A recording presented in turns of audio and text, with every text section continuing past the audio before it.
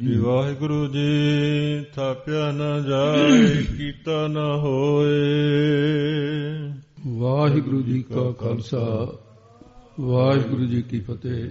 ਕਿ ਅੱਜ ਪੰਜਵੀਂ ਪੌੜੀ ਦੀ ਕਥਾ ਆਰੰਭ ਹੋਣੀ ਹੈ।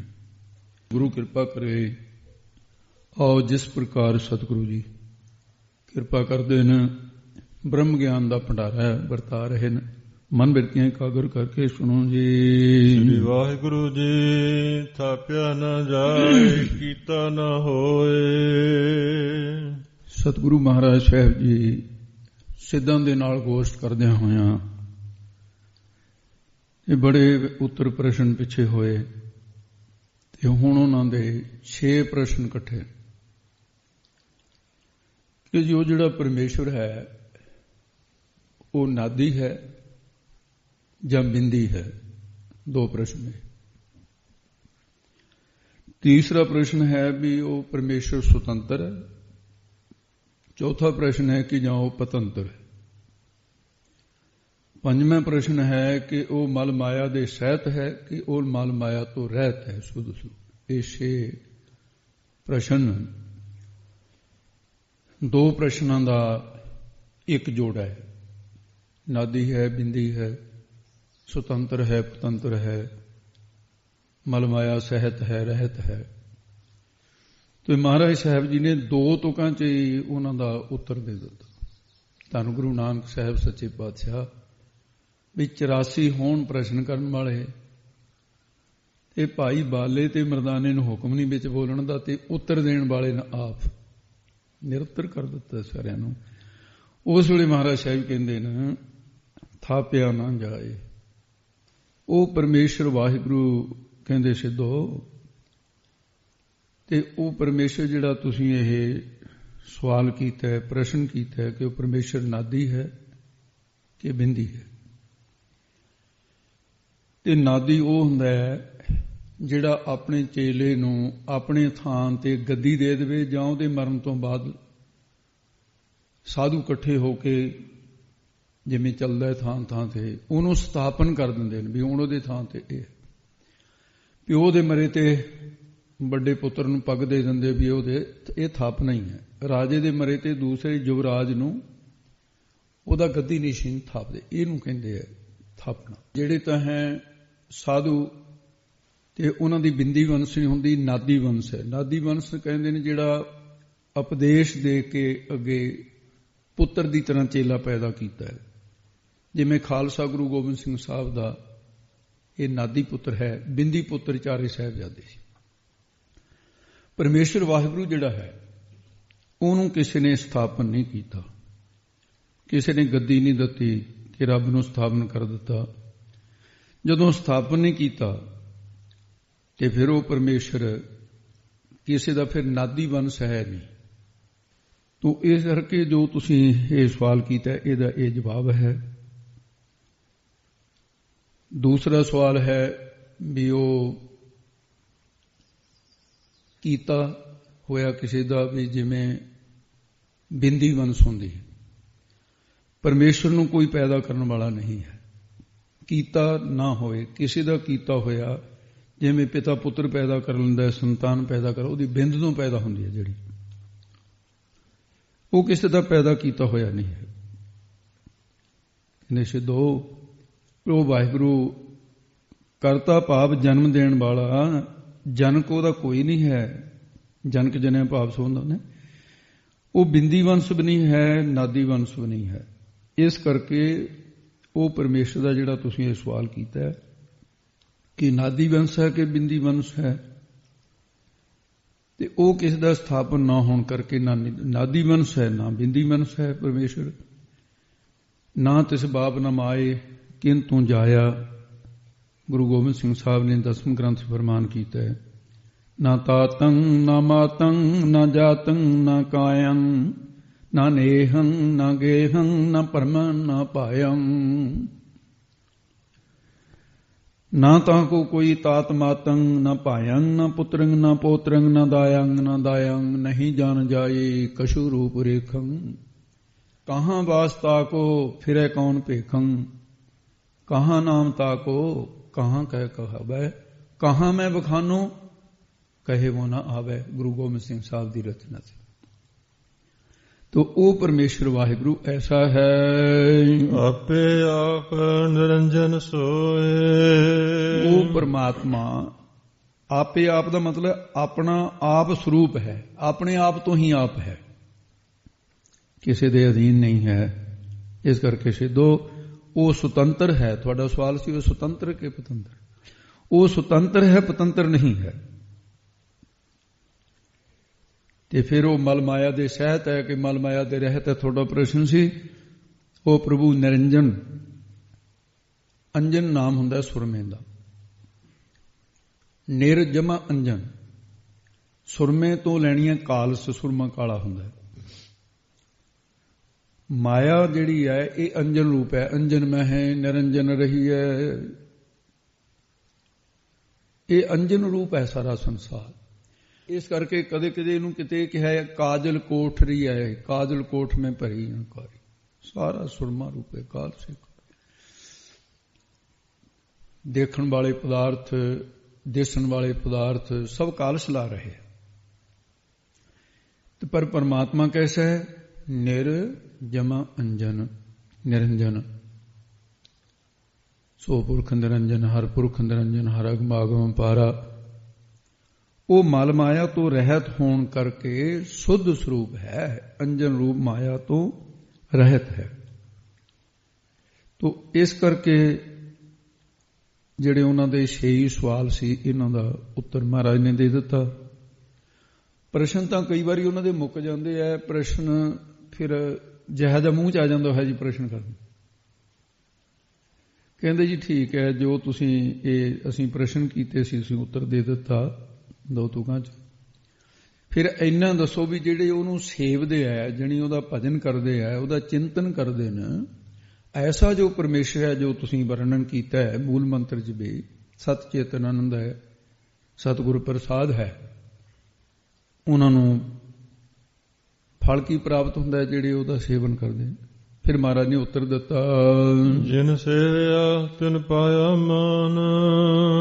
ਜਿਨ੍ਹਾਂ ਨੇ ਪਰਮੇਸ਼ਰ ਵਾਹਿਗੁਰੂ ਨੂੰ ਸੇਵਿਆ ਕੀ, ਸੇਵਨ ਕੀਤਾ, ਮਤਲਬ ਕੀ ਹੈ? ਭਜਨ ਕੀਤਾ, ਸਿਮਰਨ ਕੀਤਾ, ਤੇ ਉਹਨਾਂ ਨੇ ਪਰਮੇਸ਼ਰ ਦੇ ਦਰ ਤੋਂ ਮਾਣ ਨਾਮ ਹੁੰਦਾ ਹੈ ਸਤਿਕਾਰ ਦਾ, ਸਤਿਕਾਰ ਪ੍ਰਾਪਤ ਕਰ ਲਿਆ। ਇੱਕ ਨੇ ਨਹੀਂ, 2 ਨੇ ਨਹੀਂ। ਭਗਤ ਨਾਮਦੇਵ ਜੀ, ਕਬੀਰ ਜੀ, ਰਵਿਦਾਸ ਜੀ, ਜਨਮ ਤਾਂ ਦੇਖੋ ਕਿੱਥੇ ਹੋਇਆ ਇਹਨਾਂ ਦਾ, ਜਿੱਥੇ ਲੋਕੀ ਬਹੁਤ ਜਾਤੀ ਦੇ ਵਿਤਕਰੇ ਨਫ਼ਰਤ ਕਰਦੇ ਸੀ। ਇਸੇ ਕਰਕੇ ਪਾਵਨ ਬਚਨ ਹੈ, ਨੀਚ ਜਾਤ ਹਰ ਜਪਦਿਆਂ ਉਤਮ ਪਦਵੀ ਪਾਏ। ਪੁੱਛੋ ਵਿਦਰ ਦਾਸੀ ਸੁਤੈ ਕਿਸਨ ਉਤਰਿਆ ਘਰ ਜਿਸ ਆਏ। ਦਾਸੀ ਦਾ ਪੁੱਤਰ ਸੀ। ਮਾਨ ਕਿਵੇਂ ਪਾਇਆ? ਸੇਵਿਆ ਭਗਵਾਨ।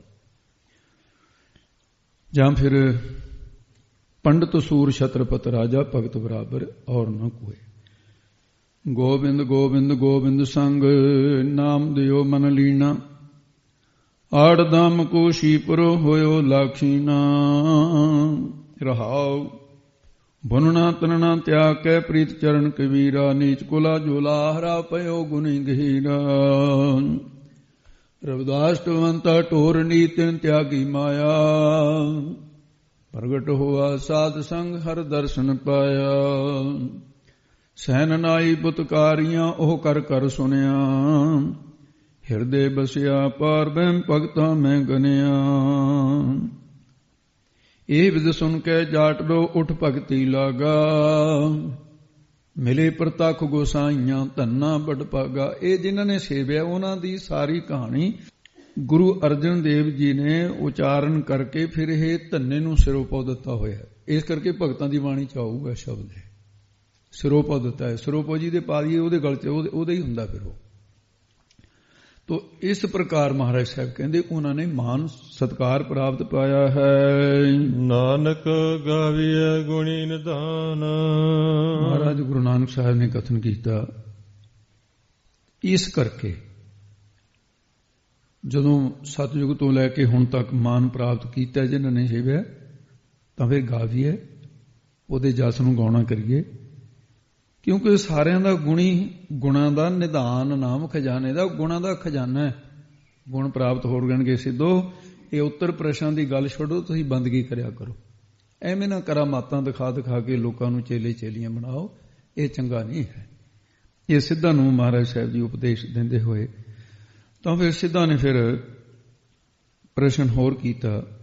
ਕਹਿੰਦੇ ਜੀ ਇਹ ਗੱਲ ਤੁਹਾਡੀ ਮੰਨ ਲਈ, ਗਾਉਣ ਨੂੰ ਵੀ ਤਿਆਰ ਹਾਂ, ਪਰ ਗਾਉਣ ਦਾ ਤਰੀਕਾ ਦੱਸੋ, ਕਿਵੇਂ ਗਾਈਏ? ਇਹ ਹੁਣ ਪ੍ਰਸ਼ਨ ਹੈ ਉਹਨਾਂ ਦਾ। ਮਹਾਰਾਜ ਸਾਹਿਬ ਜੀ ਫਿਰ ਇਹ ਦੱਸਣਗੇ ਕਿ ਗਾਉਣ ਦਾ ਤਰੀਕਾ ਕੀ ਹੈ। ਇਹ ਉੱਤਰ ਦੇ ਵਿੱਚ ਅਗਲੀ ਤੁਕ ਹੈ ਜੀ। ਗਾਵੀਐ ਸੁਣੀਐ ਮਨ ਰੱਖੀਐ ਭਾਵ। ਮਹਾਰਾਜ ਸਾਹਿਬ ਕਹਿੰਦੇ ਜਿਸ ਵੇਲੇ ਗਾਵੀਏ, ਜਸ ਗਾਉਣਾ ਕਰੀਏ, ਉਸ ਵੇਲੇ ਭਾਵੇਂ ਬਾਣੀ ਦੁਆਰਾ ਗਾਇਨ ਕਰ ਰਹੇ ਹਾਂ, ਕਿਸੇ ਗ੍ਰੰਥ ਦੁਆਰਾ ਕਰ ਰਹੇ ਹਾਂ, ਜਾਂ ਫਿਰ ਕਿਸੇ ਸ਼ਬਦ ਨੂੰ ਸਾਜ਼ਾਂ ਦੁਆਰਾ ਗਾਇਨ ਕਰ ਰਹੇ ਹਾਂ, ਕੀਰਤਨ ਰੂਪ ਦੇ ਵਿੱਚ ਕਰ ਰਹੇ ਹਾਂ, ਕਿਸੇ ਤਰ੍ਹਾਂ ਜਦੋਂ ਗਾਉਣਾ ਕਰੀਏ ਉਸ ਵੇਲੇ ਭਾਵਨਾ ਰੱਖੀਏ। ਪਹਿਲਾ ਅਰਥ ਭਾਵਨਾ ਤੇ ਜਾਊਗਾ, ਫਿਰ ਪ੍ਰੇਮ ਤੇ ਜਾਊਗਾ। ਭਾਵਨਾ ਦਾ ਅਰਥ ਹੈ ਵੀ ਉਹਦੇ ਵਿੱਚ ਸਨੇਹ ਹੋਣਾ, ਅਰਥ ਨੇੜੇ ਤੇੜੀ ਨਹੀਂ ਦੇ, ਵਿਸ਼ਵਾਸ ਰੱਖਣਾ, ਸ਼ਰਧਾ ਰੱਖਣੀ। ਸ਼ਰਧਾ ਭਾਵਨਾ ਇਕੱਠੇ ਸ਼ਬਦ ਆ ਜਾਂਦੀ। ਇਉਂ ਵਿਸ਼ਵਾਸ ਰੱਖੀਏ ਕਿ ਪ੍ਰਮਾਤਮਾ ਮੇਰਾ ਭਲਾ ਕਰਨ ਵਾਲਾ ਹੈ। ਫਿਰ ਕੀ ਹੋਏਗਾ? ਹਿਰਦੇ 'ਚ ਭਾਵ ਪ੍ਰੇਮ ਪ੍ਰਕਾਸ਼ ਹੋ ਜਾਏਗਾ, ਪ੍ਰੇਮ ਦਾ ਪ੍ਰਕਾਸ਼ ਹੋ ਜੂ। ਉਸ ਵਾਹਿਗੁਰੂ ਦੇ ਗੁਣਾਂ ਨੂੰ ਪ੍ਰੀਤ ਰੂਪੀ ਜੀਵ ਦੇ ਨਾਲ ਗਾਵੋ। ਇਹ ਹੁਣ ਅੰਤਰੀ ਅਰਥ ਹੈ। ਗਾਉਣਾ ਕਿਵੇਂ ਹੈ? ਪ੍ਰਤੱਖ ਤਾਂ ਇਸ ਜੀਵ ਦੇ ਨਾਲ ਗਾਉਣਾ। ਜਿਹੜੀ ਪ੍ਰੀਤ ਹੈ ਇਹ ਆਪਣੇ ਆਪ ਵਿੱਚ ਜੀਵ ਹੈ। ਅਸੀਂ ਜੀਵ ਤੇ ਨਹੀਂ ਬੋਲਦੇ ਹੁੰਦੇ। ਜਿਹਦੇ ਨਾਲ ਪ੍ਰੇਮ ਹੈ ਉਹ ਸੁਰਤ ਦੇ ਵਿੱਚ ਉਹਦੀ ਚਿਤਵਣੀ ਚੱਲਦੀ ਹੁੰਦੀ। ਇਹ ਪ੍ਰਮਾਣ ਦਿੰਦੇ ਨਾ। ਪ੍ਰੀਤ ਰੂਪ ਰਸਨਾ ਦੇ ਨਾਲ ਗਾਵੀਏ, ਗਾਉਣਾ ਕਰੀਏ, ਤੇ ਸ਼ਰਧਾ ਵਿਸ਼ਵਾਸ ਰੂਪੀ ਕੰਨਾਂ ਦੇ ਨਾਲ ਸੁਣੀਏ। ਗਾਵੀਏ, ਸੁਣੀਏ। ਤੇ ਸੁਣਨ ਤੋਂ ਬਾਅਦ ਹੁਣ ਇਹਦੇ ਵਿੱਚ ਵੀ ਅੱਗੇ ਮਨ ਦੇ ਵਿੱਚ ਮੰਨਣ ਕਰੀਏ। ਮੰਨਣ ਕਰਨ ਤੋਂ ਬਾਅਦ ਰੱਖੀਏ, ਭਾਵ ਨਿਧਿਆਸਨ ਕਮਾਈ ਕਰੀਏ। ਫਿਰ ਉਹਦਾ ਭਾਵ ਕਿ ਪ੍ਰਕਾਸ਼ ਹੋ ਜਾਂਦਾ ਹੈ। ਜਿਸ ਕਰਕੇ ਉਸ ਵਾਹਿਗੁਰੂ ਦੇ ਜਸ ਨੂੰ ਗਾਵੀਏ ਤੇ ਉਸ ਵੇਲੇ ਮਨ ਦੇ ਵਿੱਚ ਭਾਵਨਾ ਹੋਣੀ ਚਾਹੀਦੀ ਹੈ ਤੇ ਗੁਰੂ ਸਾਹਿਬ ਹਾਜ਼ਰ ਨਾਜ਼ਰ ਪ੍ਰਤੱਖਨ, ਮੈਂ ਉਹਨਾਂ ਦਾ ਸੇਵਕ ਹਾਂ। ਗੁਰੂ ਸਾਹਿਬ ਜੀ ਦੀ ਜਿਵੇਂ ਗੋਦ ਵਿੱਚ ਬੈਠਾ, ਜਿਵੇਂ ਬੱਚਾ ਬੈਠਾ ਹੁੰਦਾ ਹੈ, ਇਹ ਭਾਵਨਾ ਦੇ ਨਾਲ ਬਾਣੀ ਪੜ੍ਹਨ ਸੁਣਨ ਦਾ ਤਰੀਕਾ ਹੈ। ਤੇ ਫਿਰ ਪ੍ਰਕਾਸ਼, ਸ਼ਰਧਾ ਭਾਵਨਾ ਪ੍ਰੇਮ ਦੇ ਸਹਿਤ ਹੋ ਜਾਈਏ ਤਾਂ ਉਸ ਵਾਹਿਗੁਰੂ ਦਾ ਪ੍ਰਕਾਸ਼ ਹੋ ਜਾਂਦਾ, ਗਿਆਨ ਦਾ ਚਾਨਣਾ ਹੋ ਜਾਂਦਾ। ਪਹਿਲਾ ਮੁਖ ਦੁਆਰਾ ਗਾਵੀਏ, ਗਾਉਣਾ ਕਰੀਏ। ਉਸ ਵੇਲੇ ਸ਼ਰਧਾ ਵੱਜਦੀ ਹੈ, ਵਿਸ਼ਵਾਸ ਵੱਜਦਾ ਹੈ। ਫਿਰ ਕੰਨਾਂ ਨਾਲ ਸੁਣੀਏ, ਮਨ ਦੇ ਵਿੱਚ ਪ੍ਰੇਮ ਰੱਖੀਏ। ਉਹ ਪ੍ਰੇਮ ਲੱਗ ਜਾਂਦਾ। ਫਿਰ ਪਹਿਲੀ ਅਵਸਥਾ ਵਿੱਚ ਕੰਠ ਦੁਆਰਾ ਬਾਣੀ ਪੜ੍ਹਦੇ, ਉਚਾਰਨ ਕਰਦੇ, ਕੰਨਾਂ ਨਾਲ ਵੀ ਸੁਣੀ ਜਾਣਾ, ਜਿੰਨੀ ਕੁ ਆਪਣੇ ਕੰਨਾਂ ਨੂੰ ਸੁਣੀਏ। ਕੰਨ ਸੁਣ ਕੇ ਚਿੱਤ ਵਿੱਚ ਇਕਾਗਰਤਾ ਵਧਦੀ ਹੈ। ਪਹਿਲਾਂ ਇਕਾਗਰਤਾ ਵਧਾਉਣ ਵਾਸਤੇ ਇਹੀ ਤਰੀਕਾ ਹੈ। ਏਕ ਚਿੱਤ ਜੇ ਇੱਕ ਛਿਨ ਧਿਆਇਓ, ਕਾਲ ਫਾਸ ਕੇ बीच न आयो। सिद्धा ने फिर प्रश्न किया, ਇਹਦਾ फल की होगा? ਦੁਬਾਰੇ ਫਿਰ ਉਸ ਤਰ੍ਹਾਂ ਦਾ ਪ੍ਰਸ਼ਨ ਹੈ। ਤਾਂ ਮਹਾਰਾਜ ਉੱਤਰ ਦਿੰਦੇ ਹਨ, ਦੁੱਖ ਪਰ ਹਰ ਸੁਖ ਘਰ ਲੈ ਜਾਏ। ਇਹ ਸਿੱਧੋ, ਦੁੱਖ ਤਾਂ ਛੋਟੇ ਛੋਟੇ ਸੰਸਾਰ ਵਿੱਚ ਹੋਰ ਵੀ ਬਹੁਤ ਹੈ, ਪਰ ਸਭ ਤੋਂ ਵੱਡਾ ਦੁੱਖ ਜੰਮਣ ਤੇ ਮਰਨ ਦਾ ਹੈ। ਇਸ ਕਰਕੇ ਜੰਮਣ ਤੇ ਮਰਨ ਦੇ ਦੁੱਖ ਕਸ਼ਟ ਜਿਹੜੇ ਨੇ ਉਹ ਪਰ ਹਰ ਦੂਰ ਹੋ ਜਾਂਦੇ ਨੇ। ਪਰ ਹਰ ਦਾ ਅਰਥ ਪਰ ਵਿਸ਼ੇਸ਼ ਕਰਕੇ ਹਰ ਨਾਸ ਹੋ ਜਾਂਦੇ ਨੇ। ਮੁਕਤੀ ਰੂਪੀ ਸੁਖ ਪ੍ਰਲੋਕ ਰੂਪੀ ਘਰ ਟਿਕਾਣੇ ਦੇ ਵਿੱਚ ਸਥਿਤ ਹੋ ਜਾਈਦਾ ਹੈ। ਇਹ ਸੁਖ ਪ੍ਰਾਪਤ ਹੋ ਜਾਂਦਾ ਹੈ। ਗੁਰਮੁਖ ਨਾਦੰ ਗੁਰਮੁਖ ਵੇਦੰ ਗੁਰਮੁਖ ਰਹਿਆ ਸਮਾਏ। ਮਹਾਰਾਜ ਨੂੰ ਫੇਰ ਪ੍ਰਸ਼ਨ ਕੀਤਾ, ਇਹ ਫਿਰ ਤੁਸੀਂ ਇਸ ਤਰ੍ਹਾਂ ਕਰੋ ਵੀ ਗਾਉਣ ਦਾ ਹੀ ਢੰਗ ਤਰੀਕਾ ਦੱਸ ਦਿਓ ਵੀ ਕਿਵੇਂ। ਲਗਭਗ ਉਹੀ ਪ੍ਰਸ਼ਨ ਫਿਰ ਦੁਹਰਾਏ ਗਏ ਨੇ। ਮਹਾਰਾਜ ਨੇ ਉੱਤਰ ਬਦਲ ਦਿੱਤਾ ਇਹਨੂੰ। ਗੁਰੂ ਜੀ ਨੇ ਉੱਤਰ ਦਿੱਤਾ, ਗੁਰਮੁਖ ਦਾ ਅਰਥ ਹੈ ਮੁਖੀ ਗੁਰੂ ਸਾਹਿਬ ਜੀ। ਮੁਖ ਜਮਾ ਗੁਰ, ਅਰਥ ਕਰਨ ਵੇਲੇ ਗੁਰਮੁਖ ਗੁਰਸਿੱਖਾਂ ਨੂੰ ਕਹਿੰਦੇ ਨੇ, ਮੁਖੀ ਗੁਰੂ ਸਾਹਿਬ ਨੂੰ ਕਹਿੰਦੇ ਨੇ, ਪਰਮੇਸ਼ਰ ਤੇ ਵੀ ਇਹ ਕਈ ਵਾਰ। ਨਾਦੰ ਨਾਮ ਹੈ ਸ਼ਬਦ ਦਾ, ਉਪਦੇਸ਼ ਦਾ। ਗੁਰੂ ਸਾਹਿਬ ਜਿਹੜਾ ਉਪਦੇਸ਼ ਬਖਸ਼ਦੇ ਨੇ, ਉਸ ਉਪਦੇਸ਼ ਦੁਆਰਾ ਗਾਉਣਾ ਚਾਹੀਦਾ, ਗਾਇਆ ਜਾਂਦਾ ਹੈ ਗੁਰੂ ਦੇ ਉਪਦੇਸ਼ ਦੁਆਰਾ ਗਾ। ਤੇ ਇਸ ਕਰਕੇ ਜਦੋਂ ਇਹ ਮਹਾਰਾਜ ਨੇ ਕਿਹਾ, ਕਹਿੰਦੇ ਜੀ ਉਪਦੇਸ਼ ਤਾਂ ਵੇਦ ਵੀ ਦਿੰਦੇ ਆ, ਗੁਰੂ ਸਾਹਿਬ ਕੋਈ ਵੇਦਾਂ ਤੋਂ ਵੱਡਾ ਉਪਦੇਸ਼ ਦੇਣਗੇ? ਇਹ ਟੇਢਾ ਜਿਹਾ ਪ੍ਰਸ਼ਨ ਸੀ ਕੁਝ ਥੋੜਾ ਜਿਹਾ ਉਹਨਾਂ ਦਾ। ਮਰਮਤ ਦਾ ਗੁਰਮੁਖ ਨਾਦੰ, ਜਿਹੜਾ ਤੁਸੀਂ ਗੁਰਮੁਖ ਵੇਦੰ, ਪਿਛਲਾ ਸ਼ਬਦ ਹੈ ਨਾ ਗੁਰਮੁਖ ਵੇਦੰ, ਕਹਿੰਦੇ ਸਿੱਧੋ ਗੁਰਮੁਖ ਗੁਰੂ ਸਾਹਿਬ ਜੀ, ਮੁਖੀ ਗੁਰੂ ਸਾਹਿਬ ਜੀ, ਜਾਂ ਇਹ ਕਰੋ ਗੁਰ ਕੀਏ ਸਤਿਗੁਰੂ, ਉਹਦੇ ਮੁਖ ਕੀਏ ਮੂੰਹ ਦੇ ਵਿੱਚ। ਸਾਰੇ ਵੇਦੰ, ਵੇਦ ਤਾਂ ਗੁਰੂ ਦੇ ਮੁਖ ਵਿੱਚ ਵਸਦੇ, ਵੇਦ ਦਾ ਅਰਥ ਗਿਆਨ ਹੈ, ਗਿਆਨ ਗੁਰੂ ਦੇ ਮੁਖ ਵਿੱਚ ਹੈ। ਫਿਰ ਪ੍ਰਸ਼ਨ ਕੀਤਾ, ਕਹਿੰਦੇ ਜੀ ਅਸੀਂ ਤਾਂ ਸੁਣਿਆ ਵੀ ਵੇਦ ਈਸ਼ਵਰ ਦੇ ਮੁਖ ਦੇ ਵਿੱਚ ਨਿਕਲਦੇ ਆ, ਤੇ ਤੁਸੀਂ ਗੁਰੂ ਦੇ ਮੂੰਹ ਦੇ ਵਿੱਚ ਕਹਿ ਦਿੱਤੇ, ਸਤਿਗੁਰੂ ਦੇ ਮੁਖ ਵਿੱਚ ਕਿਵੇਂ ਨਾ? ਮਹਾਰਾਜ ਕਹਿੰਦੇ ਸਿੱਧੋ ਮੁਖ, ਮੁਖੀ ਪਰਮੇਸ਼ਰ ਹੈ, ਉਸ ਦੇ ਵਿੱਚ ਗੁਰੂ ਸਤਿਗੁਰੂ ਸਮਾ ਰਿਹਾ। ਗੁਰ ਪਰਮੇਸ਼ਰ ਏਕ ਹੈ, ਸਭ ਮੈਂ ਰਿਹਾ ਸਮਾਏ। ਇਸ ਕਰਕੇ ਪਰਮੇਸ਼ਰ ਤੇ ਗੁਰੂ ਆਪਸ ਵਿੱਚ ਅਭੇਦ, ਗੁਰੂ ਤੇ ਪਰਮੇਸ਼ਰ ਦੇ ਵਿੱਚ ਭੇਦ ਨਹੀਂ ਹੈ।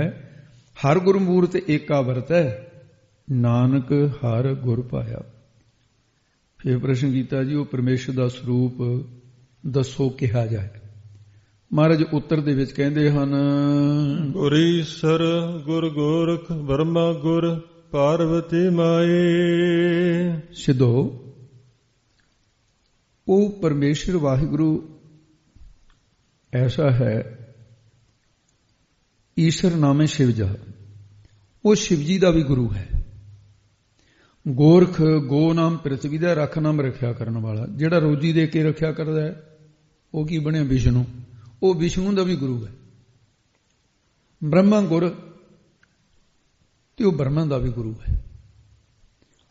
ਤੇ ਇਸ ਪ੍ਰਕਾਰ ਵੀ ਪਰਮੇਸ਼ਰ ਵਾਹਿਗੁਰੂ ਜਿਹੜਾ ਨਾ, ਉਹ ਇਹਨਾਂ ਦਾ ਗੁਰੂ ਹੈ। ਤੇ ਇਹਨਾਂ ਤੋਂ ਇਲਾਵਾ ਪਾਰਵਤੀ ਮਾਈ, ਤੇ ਪਾਰਵਤੀ ਦਾ ਵੀ ਗੁਰੂ ਅਕਾਲ ਪੁਰਖ ਪਰਮੇਸ਼ਰ। ਮਾਂ ਲక్ష్ਮੀ ਦਾ ਨਾਮ ਹੈ, ਈ ਸਰਸਵਤੀ ਦਾ ਨਾਮ ਹੈ। ਮਾਂ ਜਮਾ ਈ ਅਰਥ ਵਾਸਤੇ। ਤੋ ਇਹਨਾਂ ਸਾਰਿਆਂ ਦਾ ਪਰਮੇਸ਼ਰੀ ਗੁਰੂ ਹੈ। ਇਹ ਮੁਖੀ ਦੇਵਤੇ ਤੇ ਤਿੰਨੇ ਇਹਨਾਂ ਦੀਆਂ ਘਰ ਵਾਲੀਆਂ, ਗੁਰੂਰ ਬ੍ਰਹਮਾ, ਗੁਰੂਰ ਵਿਸ਼ਨੂੰ, ਗੁਰੂਰ ਦੇਵ ਮਹੇਸ਼ਰੈ, ਗੁਰੂਰ ਸਾਖਸ਼ਾਤ ਪਰਮਾਏ ਪਾਰ ਬ੍ਰਹਮ, ਤਸਮਈ ਸ੍ਰੀ ਗੁਰਵੇ ਨਮః। ਭਵਿੱਖਤ ਪ੍ਰਾਣ ਦੀ ਸੁਰਤੀ ਹੈ। ਤੋ ਇਹਨਾਂ ਸਾਰੇ ਦੇਵਤਿਆਂ ਦਾ ਅਕਾਲ ਪੁਰਖ ਗੁਰੂ ਹੈ, ਉਹਦੇ ਤਾਂ ਹੀ ਸਾਡੀ ਨਮਸਕਾਰ ਹੈ। ਇਹਦੇ ਵਿੱਚ ਵੇ ਨਮಃ ਕਿਹਾ ਹੈ। ਬਾਕੀ ਦੇ ਅਰਥ ਬਾਅਦ ਵਿੱਚ ਹੋਣਗੇ। ਇੱਥੇ ਇੱਕ ਕੁੰਡੀ ਹੈ, ਤੁਹਾਨੂੰ ਕਿਸੇ ਨੂੰ ਵੀ ਜਿਹੜੇ ਸੰਪਰਦਾ ਦੇ ਪਾਠੀਓ ਕਿਤੇ ਵੀ ਲੋੜ ਪੈ ਸਕਦੀ ਹੈ। ਇਹ ਇੱਕ ਵਿਸਰਾਮ ਐਸਾ, ਇਹਦੀ ਬਹੁਤ ਲੋੜ ਹੈ। ਕੀ ਹੈ? ਕੁਝ ਟੀਕਾਕਾਰਾਂ ਨੇ ਗੁਰ ਪਾਰਵਤੀ ਮਾਈ, ਗੁਰ ਜਿਹੜਾ ਨਾ ਉਹ ਬ੍ਰਹਮਾ ਤੋਂ ਤੋੜ ਕੇ ਅੱਗੇ ਲੈ ਗਏ ਨੇ, ਗੁਰ ਪਾਰਵਤੀ ਮਾਈ ਤੇ ਕਰ ਦਿੱਤਾ। ਗੁਰੂ ਗੋਬਿੰਦ ਸਿੰਘ ਸਾਹਿਬ ਦੇ ਸੰਪਰਦਾ ਜਿੱਥੋਂ ਉਹਨਾਂ ਨੇ ਅਰਥਾਂ ਦੀ ਪ੍ਰਣਾਲੀ ਚਲੀ, ਉਹਦੇ 'ਚ ਅੱਜ ਤੱਕ ਇਹੀ ਹੈ। ਜਦੋਂ ਅਸੀਂ ਕਹਾਂਗੇ, ਉਹ ਸਵਾਲ ਕਰਦੇ ਵੀ ਤੁਸੀਂ ਵਿਸਰਾਮ ਇੱਥੇ ਕਿਉਂ ਲਾਉਂਦੇ ਹੋ, ਗੁਰ ਪਾਰਵਤੀ ਕਿਉਂ ਨਹੀਂ? ਇਹਦਾ ਮਤਲਬ ਤੁਸੀਂ ਬੀਬੀਆਂ ਦੇ ਨਾਲ ਦਵੈਸ਼ ਕਰਦੇ ਹੋ ਵੀ ਇਸਤਰੀ ਗੁਰੂ ਨਹੀਂ ਹੋ ਸਕਦੀ। ਲੋ ਜੀ ਆਪਾਂ ਇਹੀ ਗੱਲ ਲੈ ਲਈਏ, ਬੱਚਿਆਂ ਵਾਲਾ ਸਵਾਲ, ਤੇ ਬੱਚਿਆਂ ਵਾਲਾ ਹੀ ਇਹਦਾ ਉੱਤਰ ਹੈ। ਉਹਨੂੰ ਕਹੇ ਗੁਰੂ ਨਾਨਕ ਤੋਂ ਲੈ ਕੇ ਗੁਰੂ ਗੋਬਿੰਦ ਸਿੰਘ ਸਾਹਿਬ ਤੱਕ ਗੁਰੂ ਘਰ ਦੇ ਵਿੱਚ ਕੋਈ ਬੀਬੀ ਨਹੀਂ ਸੀ। ਭੈਣ ਨਾਨਕੀ ਤੋਂ ਲੈ ਕੇ ਗੁਰੂ ਗੋਬਿੰਦ ਸਿੰਘ ਸਾਹਿਬ, ਮਾਤਾ ਗੁਜਰ ਕੌਰ ਜਾਂ ਤਿੰਨੇ ਮਾਤਾ ਮਹਿਲ, ਉਹ ਗੁਰਤਾ ਗੱਦੀ ਤੇ ਕਿਸੇ ਵੀ ਇੱਕ ਵੀ ਬੀਬੀ ਨੂੰ ਕੋਈ ਨਹੀਂ ਬਿਠਾ ਦਿੱਤਾ। ਫਿਰ ਦਵੈਸ਼ ਨਹੀਂ, ਕੋਈ ਮਰਿਆਦਾ ਹੈ। ਚਲੋ ਅਸੀਂ, ਇਹ ਤਾਂ ਹੈ ਬੱਚਿਆਂ ਵਾਲਾ ਸਵਾਲ ਜਵਾਬ। ਇਹਨੂੰ ਜੇ ਪੜ੍ਹਿਆਂ ਲਿਖਿਆਂ ਵਾਲਾ ਜਵਾਬ ਦੇਣਾ, ਇਹ ਵੀ ਇਹਦੇ ਤੁਹਾਨੂੰ ਥੋੜੀ ਜਿਹੀ ਮਿਹਨਤ ਕਰਨੀ ਪਊਗੀ। ਸਿੱਧ ਕਰਨ ਵਾਸਤੇ। ਜਦੋਂ ਅਸੀਂ ਕਹਾਂਗੇ ਵੀ ਅਸੀਂ ਵਿਸਰਾਮ ਇੱਥੇ ਤਾਂ ਲਾਉਂਦੇ ਹਾਂ ਜੇ ਸਾਡੇ ਵੱਡੇ ਲਾਉਂਦੇ ਆਏ ਹੈ, ਤੁਹਾਡੀ ਤਾਂ ਭਾਵਨਾ ਠੀਕ ਹੈ। ਹੁਣ ਜਿਹੜਾ ਸਵਾਲ ਕਰਨਾ ਉਹ ਕਹਿੰਦਾ ਵੱਡੇ ਹੋਣਗੇ ਤੁਹਾਡੇ ਹੋਣਗੇ, ਮੇਰੇ ਤਾਂ ਨਹੀਂ ਹੈ, ਸਾਰੇ ਪੰਥ ਦੇ ਤਾਂ ਨਹੀਂ ਵੱਡੇ, ਤੁਹਾਡੇ ਮਹਾਤਮਾ ਹੋਣਗੇ ਤੁਹਾਡੇ ਲਈ ਵੱਡੇ। ਸਿੱਧ ਕਰੋ ਕਿਤੇ। ਉੱਤਰ ਐਸਾ ਦਿਓ ਜਿਹੋ ਜਿਹੇ ਉੱਤਰ ਗੁਰੂ ਨਾਨਕ ਦਿੰਦੇ ਆ ਰਹੇ ਆ। ਇਹਦਾ ਅਹਿਸਾਸ ਜੀ ਉੱਤਰ ਇਹ ਹੈ, ਇੱਕ ਚੀਜ਼ ਨੂੰ ਸਿੱਧ ਕਰਨ ਵਾਸਤੇ ਨਾ ਬਹੁਤ ਕੁਝ ਮਿਹਨਤ ਕਰਨ ਦੀ ਲੋੜ ਹੈ। ਮਹਾਰਾਜਾ ਉਦੇ ਸਿੰਘ ਦੇ ਵੇਲੇ ਇਹ ਕੈਂਥਲ ਵਾਲਾ ਮਹਾਰਾਜਾ ਹੋਇਆ ਜਿਹਦੇ ਕੋਲ ਸੂਰਜ ਪ੍ਰਕਾਸ਼ ਲਿਖਿਆ ਭਾਈ ਸੰਤੋਖ ਸਿੰਘ ਸਾਹਿਬ ਨੇ। ਉਹ ਜੇ ਸੂਰਜ ਪ੍ਰਕਾਸ਼ ਦੀ ਰਚਨਾ ਕਰਦੇ ਸੀ। ਸ਼ੇਰੇ ਪੰਜਾਬ ਮਹਾਰਾਜਾ ਰਣਜੀਤ ਸਿੰਘ ਦਾ ਰਾਜ ਸੀ ਉਸ ਵੇਲੇ ਪੰਜਾਬ ਦੇ ਵਿੱਚ। ਤੇ ਇੱਕ ਆਨੰਦ ਕਾਨ ਸਾਧੂ ਹੋਇਆ, ਉਸ ਨੇ ਟੀਕਾ ਲਿਖਿਆ ਜਪਜੀ ਸਾਹਿਬ ਦਾ। ਇਹ ਪਹਿਲਾ ਟੀਕਾ ਸੀ ਜਪਜੀ ਸਾਹਿਬ ਦਾ। ਐਡੀ ਮਨਮਤ ਘੋਟੀ ਉਸ ਨੇ, ਉਹਨੇ ਟੀਕੇ ਦੇ ਵਿੱਚ ਹੀ ਖੰਡਨ ਮੰਡਨ ਗੁਰੂ ਨਾਨਕ ਨੂੰ ਇੰਨਾ ਨੀਵਾਂ ਦਿਖਾ ਦਿੱਤਾ। ਉਹ ਲਿਖਦਾ ਕਿ ਗੁਰੂ ਨਾਨਕ ਕੇ 6 ਗੁਰੂ ਥੇ। ਕਿਹੜੇ ਕਿਹੜੇ? ਬ੍ਰਹਮਾ ਵਿਸ਼ਨੂੰ ਸ਼ਿਵ ਜੀ ਦੇ ਤਿੰਨੇ ਇਹਨਾਂ ਦੀਆਂ ਘਰ ਵਾਲੀਆਂ 6 ਬਣਾਤੇ ਗੁਰੂ, ਕਿ ਗੁਰੂ ਨਾਨਕ 6 ਗੁਰੂ ਥੇ। ਫਿਰ ਉਹ ਲਿਖਦਾ ਹੈ ਕਿ ਗੁਰੂ ਨਾਨਕ ਪੜ੍ਹੇ ਲਿਖੇ ਨਹੀਂ ਸੀ, ਜਿਸ ਕਰਕੇ ਉਹਨਾਂ ਨੇ ਜਪਜੀ में ਕੋਈ ਅਲੰਕਾਰ ਨਹੀਂ ਰੱਖਾ। ਇਸ ਦੇ ਵਿੱਚ ਕੋਈ ਅਲੰਕਾਰ ਨਹੀਂ। ਉਸ ਵੇਲੇ ਦੇ ਜਿਹੜੇ ਰਾਜਨੀਤਿਕ ਲੋਕ ਸੀ ਉਹ ਅੱਜ ਵਰਗੇ ਨਹੀਂ ਸੀ ਖਾਲਸਾ ਜੀ, ਉਹ ਜਾਗਰਤ ਸੀ। ਭਾਈ ਤਲੋਕੇ ਦੀ ਵੰਸ਼ ਦੇ ਵਿੱਚੋਂ ਸੀ ਇਹ ਮਹਾਰਾਜਾ ਕੈਂਥਨ ਹੋਇਆ, ਫੂਲਦਿਆਂ ਦੀ ਵੰਸ਼ ਦੀ ਜੋ ਪਟਿਆਲੇ ਵਾਲੇ ਨੇ। ਇਹ ਤਾਂ ਸਿੱਖੀ ਦਾ ਪ੍ਰਚਾਰ ਕਰਦੇ ਸੀ ਜਿਵੇਂ ਅਸ਼ੋਕ ਰਾਜੇ ਨੇ ਕਰਿਆ। ਤੇ ਮਹਾਰਾਜ ਦੇ ਕੋਲ ਆਇਆ ਤਾਂ ਹੱਥ ਲਿਖ ਸੀ, ਅੱਗ ਲੱਗ ਗਈ ਹਿਰਦੇ ਨੂੰ। ਉਹ ਲੈ ਕੇ ਭਾਈ ਸਾਹਿਬ ਦੇ ਕੋਲ ਗਏ। ਭਾਈ ਸੰਤੋਖ ਸਿੰਘ ਨੂੰ ਕਹਿੰਦੇ, ਭਾਈ ਸੰਤੋਖ ਸਿੰਘ ਮੈਂ ਹੱਥ ਬੰਨ੍ਹ ਕੇ ਬੇਨਤੀ ਕਰਦਾ, ਸੂਰਜ ਪ੍ਰਕਾਸ਼ ਤਾਂ ਇੱਥੇ ਹੀ ਛੱਡ ਦੇ, ਹਾਲੇ ਬਾਅਦ ਚ ਲਿਖ ਲਈ। ਤੇਰੇ ਕਰਨ ਵਾਲਾ ਕੰਮ ਹੈ, ਸਾਡੇ ਕਰਨ ਵਾਲਾ ਹੈ ਨਹੀਂ। ਅੱਜ ਪੰਥ ਦੇ ਵਿੱਚ ਤੇਰੇ ਵਰਗਾ ਵਿਦਵਾਨ ਕੋਈ ਨਹੀਂ। ਭਾਈ ਸੰਤੋਖ ਸਿੰਘ ਤੇ ਇਹਦਾ ਜਵਾਬ ਦੇ ਜਿਹੜੇ ਤਰੀਕੇ ਨਾਲ ਦੇ ਸਕਦੇ। ਤੇ ਮਹਾਰਾਜਾ ਕਹਿੰਦਾ ਵੀ ਖਰਚ ਮੈਂ ਕਰਨਾ, ਤੂੰ ਜਪਜੀ ਦਾ ਟੀਕਾ ਕਰ ਦੇ। ਤੇ ਭਾਈ ਸਾਹਿਬ ਨੇ ਫਿਰ ਟੀਕਾ ਕੀਤਾ। ਗਰਬ ਨਾ ਹੁੰਦਾ ਹੰਕਾਰ ਦਾ, ਗੰਜਨ ਨਾਮ ਹੈ ਤੋੜਨ ਦਾ। ਆਨੰਦ ਕਨ ਸਾਧੂ ਦਾ ਗਰਬ ਤੋੜਨ ਦੇ ਵਾਸਤੇ ਭਾਈ ਸਾਹਿਬ ਨੇ ਆਪਣੇ ਟੀਕੇ ਦਾ ਨਾਮ ਰੱਖਿਆ ਗਰਬ ਗੰਜਨੀ ਟੀਕਾ, ਜਪਜੀ ਦਾ ਟੀਕਾ ਹੈ। ਤੇ ਅੱਜ ਦੇ ਵਿਦਵਾਨ ਕਹਾਉਣ ਵਾਲੇ ਇਸ ਟੀਕੇ ਨੂੰ ਪੜ੍ਹ ਕੇ ਵੀ ਨਹੀਂ ਸਮਝ ਸਕਦੇ। ਉਹਦੇ ਵਿੱਚ ਫਿਰ ਭਾਈ ਸਾਹਿਬ ਨੇ ਕਿਹਾ ਕਿ ਆਨੰਦ ਕਨ ਤੂੰ ਕਹਿੰਦਾ ਜਪਜੀ में ਕੋਈ ਅਲੰਕਾਰ ਨਹੀਂ, ਜਪਜੀ ਦੇ ਵਿੱਚ 83-84 ਅਲੰਕਾਰ ਸਿੱਧ ਕਰ ਦਿੱਤੇ ਭਾਈ ਸਾਹਿਬ। ਉਹਨਾਂ ਦੀ ਇੱਕ ਕੜੀ ਹੈ ਇੱਥੇ। ਤਾਂ ਭਾਈ ਸਾਹਿਬ ਨੇ ਕਿਹਾ ਇਸ ਦੇ ਵਿੱਚ ਜਿਹੜੀ ਆਹ ਤੁਕ ਹੈ ਗੁਰ ਈਸਰ ਗੁਰੂ ਗੋਰਖ ਬਰਮਾ ਗੁਰ ਪਾਰਵਤੀ ਮਾਈ, ਜਦੋਂ ਇਹਦਾ ਟੀਕਾ ਕਰਦੇ ਸੀ ਭਾਈ ਸਾਹਿਬ, ਕਿਉਂਕਿ ਜਦੋਂ ਪੜੋਗੇ ਤੁਹਾਨੂੰ ਆਪ ਗਿਆਨ ਹੋਊਗਾ ਵੀ ਉਹਦੇ ਚ ਸਾਰਾ ਕੁਝ ਹੀ ਲਿਖਿਆ। ਉਹਦੇ ਚ ਉਹਨੇ ਕਿਹਾ ਵੀ ਇੱਥੇ 3 ਅਲੰਕਾਰ, ਇਸ ਪੌੜੀ ਚ 3 ਅਲੰਕਾਰ ਵਰਤੇ ਨੇ 83 ਦੇ ਵਿੱਚੋਂ 84 ਚੋਂ। ਕਿਹੜਾ? ਉਹ ਕਹਿੰਦੇ ਸੰਖਿਆਵਾਚਕ ਅਲੰਕਾਰ ਹੈ ਇੱਥੇ, ਸੰਖਿਆਵਾਚਕ ਅਲੰਕਾਰ। ਤੇ ਦੂਸਰੇ ਜਿਹੜੇ ਅਲੰਕਾਰ ਉਹਨੂੰ ਮਾਲੋਪੰ ਅਲੰਕਾਰ ਕਹਿੰਦੇ। ਤੇ ਤੀਸਰਾ ਰੂਪਕ ਅਲੰਕਾਰ। 3 ਵਰਤੇ ਨੇ। ਤੁਹਾਡੇ ਸਾਰਿਆਂ ਦੇ ਭਾਵੇਂ ਇਹ ਗੱਲਾਂ ਨਹੀਂ ਸਮਝ ਆਉਣ ਵਾਲੀਆਂ, ਅੱਜ ਨਹੀਂ ਕੱਲ ਆ ਜਾਣਗੀਆਂ।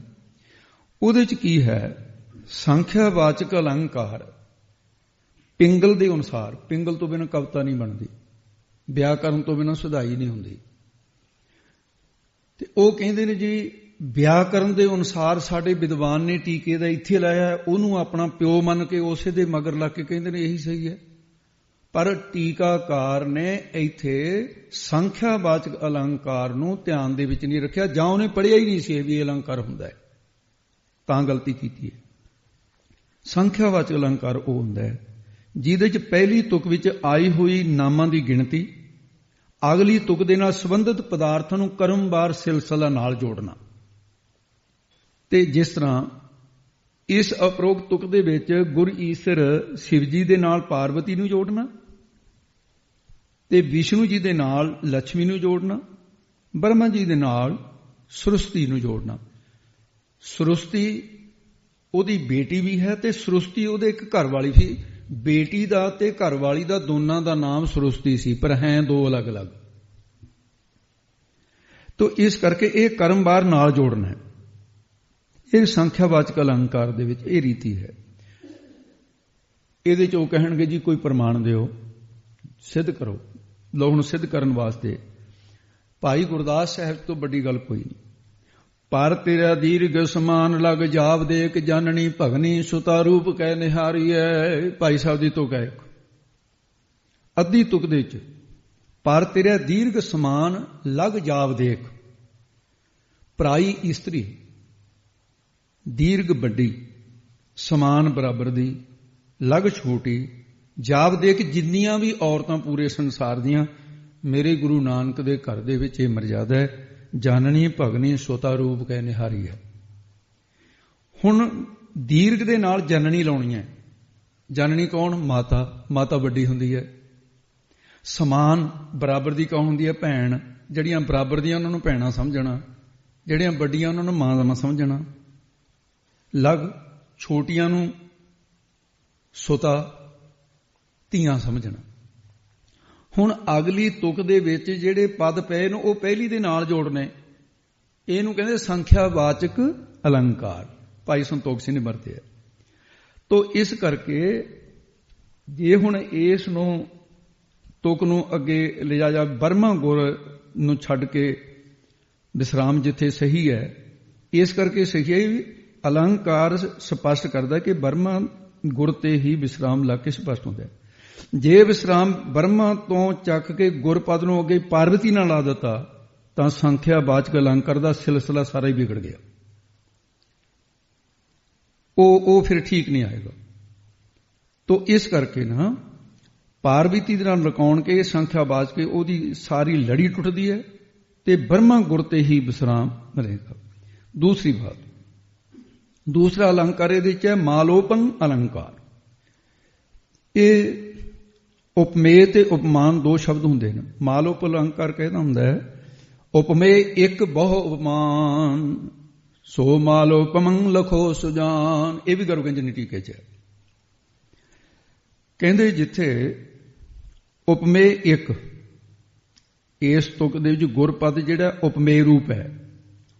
ਉਪਮੇਯ ਤਾਂ ਹੋਵੇ ਇੱਕ, ਉਪਮਾਨ ਹੋਣ ਬਹੁਤੇ। ਹੁਣ ਉਪਮਾ ਚਾਰ ਕਹੀਆਂ ਕਿਹੜੀਆਂ? ਬਰਮਾ, ਪਾਰਵਤੀ, ਲక్ష్ਮੀ, ਸਰਸਵਤੀ। ਗੁਰਪਦ ਬਰਮਾ ਦੇ ਨਾਲ ਇੱਕ ਵਾਰੀ ਆ ਗਿਆ। ਪਹਿਲੇ ਛੱਡਦੇ ਗੁਰੂ ਈਸ਼ਰ ਗੁਰੂ ਗੋਰਖ, ਉਹਦੀ ਨਹੀਂ ਗੱਲ ਕਰਦਾ। ਗੁਰੂ ਈਸ਼ਰ ਗੁਰੂ ਗੋਰਖ, ਬਰਮਾ, ਗੁਰ। ਹੁਣ ਇਸ ਤੋਂ ਅੱਗੇ ਤਿੰਨ ਜਿਹੜੇ ਹੋਰ ਨੇ ਉਹਨਾਂ ਦੇ ਨਾਲ ਇਹੀ ਗੁਰਪਦ ਲੱਗੂਗਾ। ਇਹ ਮਾਲੋਪੰ ਅਲੰਕਾਰ ਕਹਿੰਦੇ। ਉਪਮੇਯ ਇੱਕ ਬਹੁ ਉਪਮਾਨ, ਸੋ ਮਾਲੋਪੰ ਲਖੋ ਸੁਜਾਨ। ਤੇ ਦੂਸਰੀ ਬਾਤ ਇਹ ਹੈ ਕਿ ਜਿਹੜਾ ਜਿਸ ਤਰ੍ਹਾਂ ਮਾਂ ਆਪਣੇ ਪੁੱਤ ਨੂੰ, ਉਪਮੇਯ ਤੇ ਉਪਮਾਨ ਜਿਹੜੇ ਦੋ ਸ਼ਬਦ ਨੇ, ਮਾਂ ਆਪਣੇ ਪੁੱਤ ਨੂੰ ਕਹਿੰਦੀ ਹੈ ਮੇਰਾ ਪੁੱਤ ਚੰਦ ਵਰਗਾ ਹੈ। ਚੰਦ ਦੀ ਉਪਮਾ ਜਿਹੜੀ ਹੈ ਉਹ ਆਪਣੇ ਪੁੱਤ ਦੇ ਮੂੰਹ ਨੂੰ ਦਿੱਤੀ ਹੈ ਉਹਨੇ। ਤੋ ਇਸ ਕਰਕੇ ਇਹ ਉਪਮੇਯ ਤੇ ਉਪਮਾਨ। ਤੇ ਸਤਿਗੁਰੂ ਮਹਾਰਾਜ ਸਾਹਿਬ ਕਿਰਪਾ ਕਰਨ ਵੀ ਇਸ ਕਰਕੇ ਮਹਾਰਾਜ ਸਾਹਿਬ ਜੀ ਨੇ ਇੱਥੇ ਜਿਹੜਾ ਵਿਸਰਾਮ ਜਿਹੜਾ ਹੈ ਸੰਪਰਦਾ ਦੇ ਵਿੱਚ ਐਵੇਂ ਨਹੀਂ ਲਾਇਆ ਜਾਂਦਾ। ਇਹ ਵਿਸਰਾਮ ਕਿਸੇ ਦੇ ਕਹਿਣ ਤੋਂ ਕਿਤੇ ਬਦਲਣ ਦੀ ਲੋੜ ਨਹੀਂ। ਇਹ ਬਿਲਕੁਲ ਸਹੀ ਇਸੇ ਥਾਂ ਤੇ ਹੈ। ਤੇ ਹੁਣ ਰਹੀ ਗੁਰੂ ਸਾਹਿਬ ਦੀ।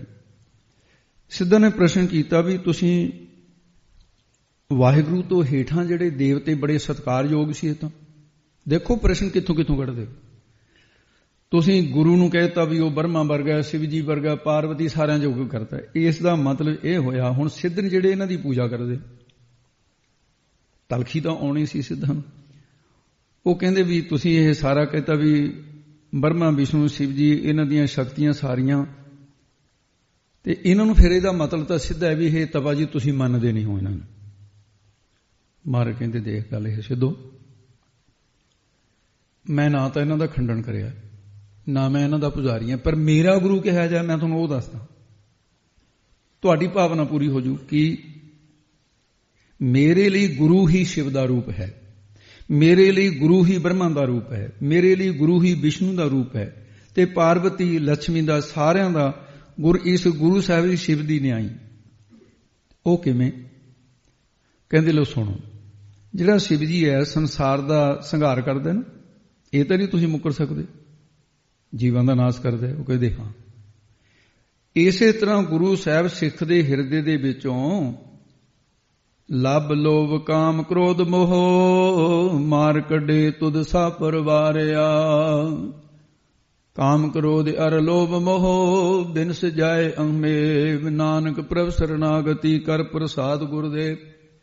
ਗੁਰੂ ਸ਼ਿਵ ਜੀ ਤਾਂ ਜੀਵਾਂ ਨੂੰ ਮਾਰਦਾ ਤੇ ਇਹ ਕਾਮ ਕ੍ਰੋਧ ਆਦਿਕ ਹਿਰਦੇ ਦੇ ਵਿੱਚੋਂ ਸਿੱਖ ਦੇ ਮਾਰਦੇ, ਕਰਕੇ ਸਾਡੇ ਲਈ ਸ਼ਿਵ ਜੀ ਦਾ ਰੂਪ ਗੁਰੂ ਗੋਰਖ। ਗੁਰੂ ਸਾਹਿਬ ਜੀ ਗੋ ਪ੍ਰਿਥਵੀ ਦੀ ਰੱਖ ਰੱਖਿਆ ਕਰਨ ਵਾਲਾ ਵਿਸ਼ਨੂੰ ਹੈ, ਉਹਦੀ ਨਿਆਇਨ ਵਿਸ਼ਨੂੰ ਸ੍ਰਿਸ਼ਟੀ ਦੀ ਪਾਲਣਾ ਕਰਦਾ ਹੈ। ਤੇ ਗੁਰੂ ਸਾਹਿਬ ਜੀ ਸਿੱਖ ਨੂੰ ਉਪਦੇਸ਼ ਦੇ ਕੇ ਉਹਦੇ ਹਿਰਦੇ ਦੇ ਵਿੱਚ ਸਤ ਸੰਤੋਖ ਸ੍ਰੇਸ਼ਟ ਗੁਣਾਂ ਦੀ ਪਾਲਣਾ ਕਰਦੇ ਨੇ। ਇਸ ਲਈ ਗੁਰੂ ਸਾਹਿਬ ਵਿਸ਼ਨੂੰ ਦੀ ਨਿਆਈ, ਬ੍ਰਹਮਾ ਗੁਰੂ ਸਾਹਿਬ ਜੀ ਬ੍ਰਹਮਾ ਦੀ ਨਿਆਈ ਕਿਵੇਂ ਨੇ?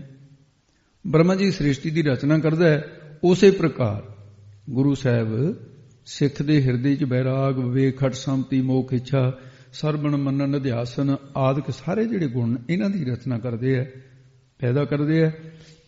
ਇਸ ਕਰਕੇ ਬ੍ਰਹਮਾ ਦੀ ਨਿਆਈ। ਕਹਿੰਦੇ ਜੀ ਪਾਰਵਤੀ ਦੀ ਨਿਆਈ ਕਿਵੇਂ ਹੈ? ਮਹਾਰਾਜ ਕਹਿੰਦੇ ਪਾਰਵਤੀ ਦੀ ਨਿਆਈ ਇਸ ਕਰਕੇ ਨੇ ਵੀ ਉਹਦਾ ਨਿਸ਼ਚਾ ਅਡੋਲ ਸੀ। ਸਤਿਗੁਰੂ ਸਿੱਖ ਨੂੰ ਅਡੋਲ ਨਿਸ਼ਚਾ ਦਿੰਦੇ ਨੇ। ਪਾਰਵਤੀ ਦੀ ਨਿਆਈ ਇਸ ਕਰਕੇ ਉਹ ਪਾਰਵਤੀ ਦਾ ਜਿਹੜਾ ਹੈ ਤਾਂ ਪੁਰਾਣਕ ਢੰਗ ਉਹਨੂੰ ਆਪਾਂ ਛੋਟੇ ਰੂਪ 'ਚ ਕਹਿ ਦਿੰਦੇ ਹਾਂ। ਪਹਿਲੇ ਜਨਮ ਦੇ ਵਿੱਚ ਇਹਦਾ ਨਾਮ ਸਤੀ ਸੀ। ਮਹਾਰਾਜਾ ਦਸ਼ ਪ੍ਰਜਾਪਤ ਦੇ ਘਰ ਪੈਦਾ ਹੋਈ ਸੀ ਤੇ ਇਹਦਾ ਜਨਮ ਉੱਥੇ ਹੋਇਆ ਸੀ। ਭਗਵਾਨ ਵਿਸ਼ਨੂੰ ਦੀ ਯੁੱਗ ਅਵਤਾਰ ਰਾਮਚੰਦਰ ਜੀ, ਉਹ ਤ੍ਰੇਤੇ ਯੁੱਗ ਦੇ ਵਿੱਚ ਜਦੋਂ ਉਹਨਾਂ ਨੇ ਰਾਵਣ ਸੀਤਾ ਚੁੱਕ ਕੇ ਲੈ ਗਿਆ, ਸੀਆ ਊਚ ਪੁਕਾਰਤ, ਤੇ ਉਸ ਵੇਲੇ ਨੇ ਸ਼ੰਕਾ ਕੀਤੀ। ਸ਼ਿਵ ਨੂੰ ਵਿਆਹੀ ਹੋਈ ਗਈ ਸੀ, ਦਸ਼ਾ ਪ੍ਰਜਾਪਤ ਨੇ ਸ਼ਿਵ ਜੀ ਨੂੰ ਵਿਆਹ ਦਿੱਤੀ। ਕਹਿਣ ਲੱਗੀ ਸਵਾਮੀ ਵੀ ਇਹ ਆਮ ਬੰਦਿਆਂ ਦੀ ਤਰ੍ਹਾਂ ਰੋਂਦਾ ਫਿਰਦਾ, ਇਹਨੂੰ ਅਵਤਾਰ ਕੌਣ ਕਹੂਗਾ? ਘਰ ਵਾਲੀ ਪਿੱਛੇ ਤਾਂ ਰੋਂਦਾ ਫਿਰਦਾ, ਰਾਵਣ ਚੁੱਕ ਕੇ ਲੈ ਗਿਆ, ਵੀ ਤੁਸੀਂ ਕਹਿੰਦੇ ਹੋ ਵੀ ਇਹ ਅਵਤਾਰੀ ਪੁਰਖ ਹੈ। ਉਹ ਕਹਿੰਦੇ ਅਵਤਾਰੀ ਪੁਰਖ ਹੈ, ਲੀਲਾ ਹੈ। ਉਹਦੇ ਮਨ 'ਚ ਸ਼ੰਕਾ ਬਣੀ ਰਹੀ। ਉਹਨੇ ਕੀ ਕੀਤਾ, ਸੀਤਾ ਦਾ ਰੂਪ ਧਾਰਨ ਕਰਕੇ ਜਿੱਥੇ ਨੂੰ ਰਾਮ ਜੀ ਵਿਯੋਗ ਦੇ ਵਿੱਚ ਜਾ ਰਹੇ ਸੀ ਨਾ, ਮਾਇਆਵੀ ਸ਼ਕਤੀ ਦੁਆਰਾ ਉੱਥੇ ਜਾ ਕੇ ਮੂਹਰੇ ਬਹਿ ਗਈ ਸੀਤਾ ਬਣ ਕੇ। ਭਗਵਾਨ ਰਾਮ ਜੀ ਜਦੋਂ ਕੋਲ ਆਏ, ਕਹਿੰਦੇ ਮਾਤਾ ਭਗਵਾਨ ਸ਼ਿਵ ਜੀ ਨੂੰ ਕਿੱਥੇ ਛੱਡਿਆ, ਅੱਜ ਇਕੱਲੀ ਫਿਰਦੇ ਹੋ? ਬੇਸ਼ਰਮ ਹੋ ਗਈ, ਵਾਪਸ ਗਈ। ਸ਼ਿਵ ਜੀ ਕਹਿੰਦਾ ਮੇਰੇ ਮੱਥੇ ਨਾ ਲੱਗੀ, ਮੈਂ ਪਤਨੀ ਰੂਪ 'ਚ ਨਹੀਂ ਤੈਨੂੰ ਅੰਗੀਕਾਰ ਕਰ ਸਕਦਾ, ਕਿਉਂਕਿ ਮੈਂ ਸੀਤਾ ਨੂੰ ਮਾਤਾ ਮੰਨਦਾ। ਮੈਂ ਹੁਣ ਤੈਨੂੰ ਮਾਂ ਮੰਨ ਲਿਆ, ਤੈਂ ਉਹਦਾ ਰੂਪ ਧਾਰ ਲਿਆ ਇੱਕ ਵਾਰੀ, ਹੁਣ ਜਾਵੇ ਕਿੱਥੇ? ਆਪਣੇ ਬਾਪ ਕੋਲ ਗਈ, ਉਹਨੇ ਨਾ ਵੜਨ ਦਿੱਤੀ। ਫਿਰ ਇਹ ਵੀ ਕਹਿੰਦੇ ਉੱਥੇ ਜੱਗ ਚੱਲਦਾ ਸੀ, ਉਹਦੇ ਸ਼ਿਵ ਜੀ ਦਾ ਭਾਗ ਨਾ ਕੱਢਿਆ, ਇਹ ਹਵਨ ਕੁੰਡ 'ਚ ਸੜ ਕੇ ਮਰ ਗਈ। ਹਿਮਾਲਿਆ ਰਿਸ਼ੀ ਦੇ ਘਰ ਦਾ ਜਨਮ ਹੋਇਆ, ਫਿਰ ਇਹਦਾ ਨਾਮ ਪਾਰਵਤੀ ਹੋਇਆ। ਜਨਮ ਤੋਂ ਹੀ ਸ਼ਿਵੋਮ ਦੀ ਤਪੱਸਿਆ ਕਰਿਆ ਕਰੇ। ਬਥੇਰਾ ਕਿਹਾ, ਨਾਰਦ ਗਿਆ ਇਹਦੇ ਕੋਲ ਨਿਸ਼ਚਾ ਡਲਾਉਣ ਵਾਸਤੇ। ਕਹਿੰਦੇ ਪਾਰਵਤੀ ਤੂੰ ਕਹੇ ਜੇ ਨੂੰ ਯਾਦ ਕਰਦੀ ਐ, ਗਲ ਦੇ ਵਿੱਚ ਰੁੰਡ ਮੁੰਡਾਂ ਦੀ ਮਾਲ ਹੈ, ਮੁਰਦਿਆਂ ਦੀ ਸੁਆਦ ਬਣੀ ਫਿਰਦਾ, ਗਲ 'ਚ ਸੱਪ ਪਾਈ ਫਿਰਦਾ, ਭਿਆਨਕ ਰੂਪ ਉਹਦਾ। ਤੂੰ ਜੇ ਵਰਨਾ ਹੀ ਆ ਤਾਂ ਵਿਸ਼ਨੂੰ ਨੂੰ ਵਰ, ਕਿੰਨਾ ਸੋਹਣਾ ਸੁੰਦਰ ਸਰੂਪ ਹੈ ਉਹਦਾ। ਰਾਮਾਇਣ 'ਚ ਪ੍ਰਸੰਗ ਆਉਂਦਾ, ਕਹਿੰਦੇ ਜਨਮ ਜਨਮ ਕੀ ਰਗਰ ਹਮਾਰੀ, ਬਰੂ ਸੰਭੂ ਨਹੀਂ ਰਹੂੰ ਕੁਵਾਰੀ। ਇਹ ਨਿਸ਼ਚਾ ਸੀ। ਬਥੇਰਾ ਉਹਨੂੰ ਕਿਹਾ ਵੀ ਅਕਤ ਤੂਰਾ ਖਾਵਣਾ ਰਾਤੀ ਬਾਸਾ ਮੜੀ ਮਸਾਣੀ, ਪਰ ਉਹਨੇ ਕਿਹਾ ਨਹੀਂ। ਤੇ ਇਸ ਕਰਕੇ ਵੀ ਗੁਰੂ ਸਾਹਿਬ ਕਹਿੰਦੇ ਪਾਰਵਤੀ ਦੀ ਨਿਆਈ ਤੇ ਵੀ ਸਿੱਖ ਨੂੰ ਨਿਸ਼ਚਾ ਦਿੰਦਾ, ਇਹਦੇ ਵਿੱਚੋਂ ਨਿਸ਼ਚੇ ਦਾ ਗੁਣ ਲੈਣਾ। ਗੁਰਮਤਿ ਮਤ ਅਚਲ ਹੈ ਚਲਾਏ ਨਾ ਸਕੇ ਕੋ। ਮਾਂ ਮਾਇਆ ਲక్ష్ਮੀ ਪਦਾਰਥ ਦਿੰਦੀ ਹੈ, ਤੇ ਲక్ష్ਮੀ ਪੂਜਾ ਦਿਨੇ ਰੱਖਿਆ ਵਾ ਸਾਡੇ ਦੇਸ਼ ਦੇ ਇੱਕ ਜਿਹੜੇ ਲక్ష్ਮੀ ਦੀ ਪੂਜਾ ਕਰਦੇ ਨੇ। ਖਾਲਸਾ ਨਹੀਂ ਕਰਦਾ, ਪਰ ਪ੍ਰਸੰਗ ਵਿੱਚ ਜੋ ਆਇਆ ਆਪਾਂ ਛੱਡ ਨਹੀਂ ਸਕਦੇ। ਤੇ ਗੁਰੂ ਸਾਹਿਬ ਲక్ష్ਮੀ ਦੀ ਨਿਆਈ ਕੀ ਹੈ? ਸਤਿਗੁਰ ਕੈ ਬਸ ਚਾਰ ਪਦਾਰਥ, ਤੇ ਉਹ ਸਾਰੇ ਕੇ ਚਾਰ ਪਦਾਰਥ ਗੁਰੂ ਦੇ ਬਸ ਦੇ ਵਿੱਚ।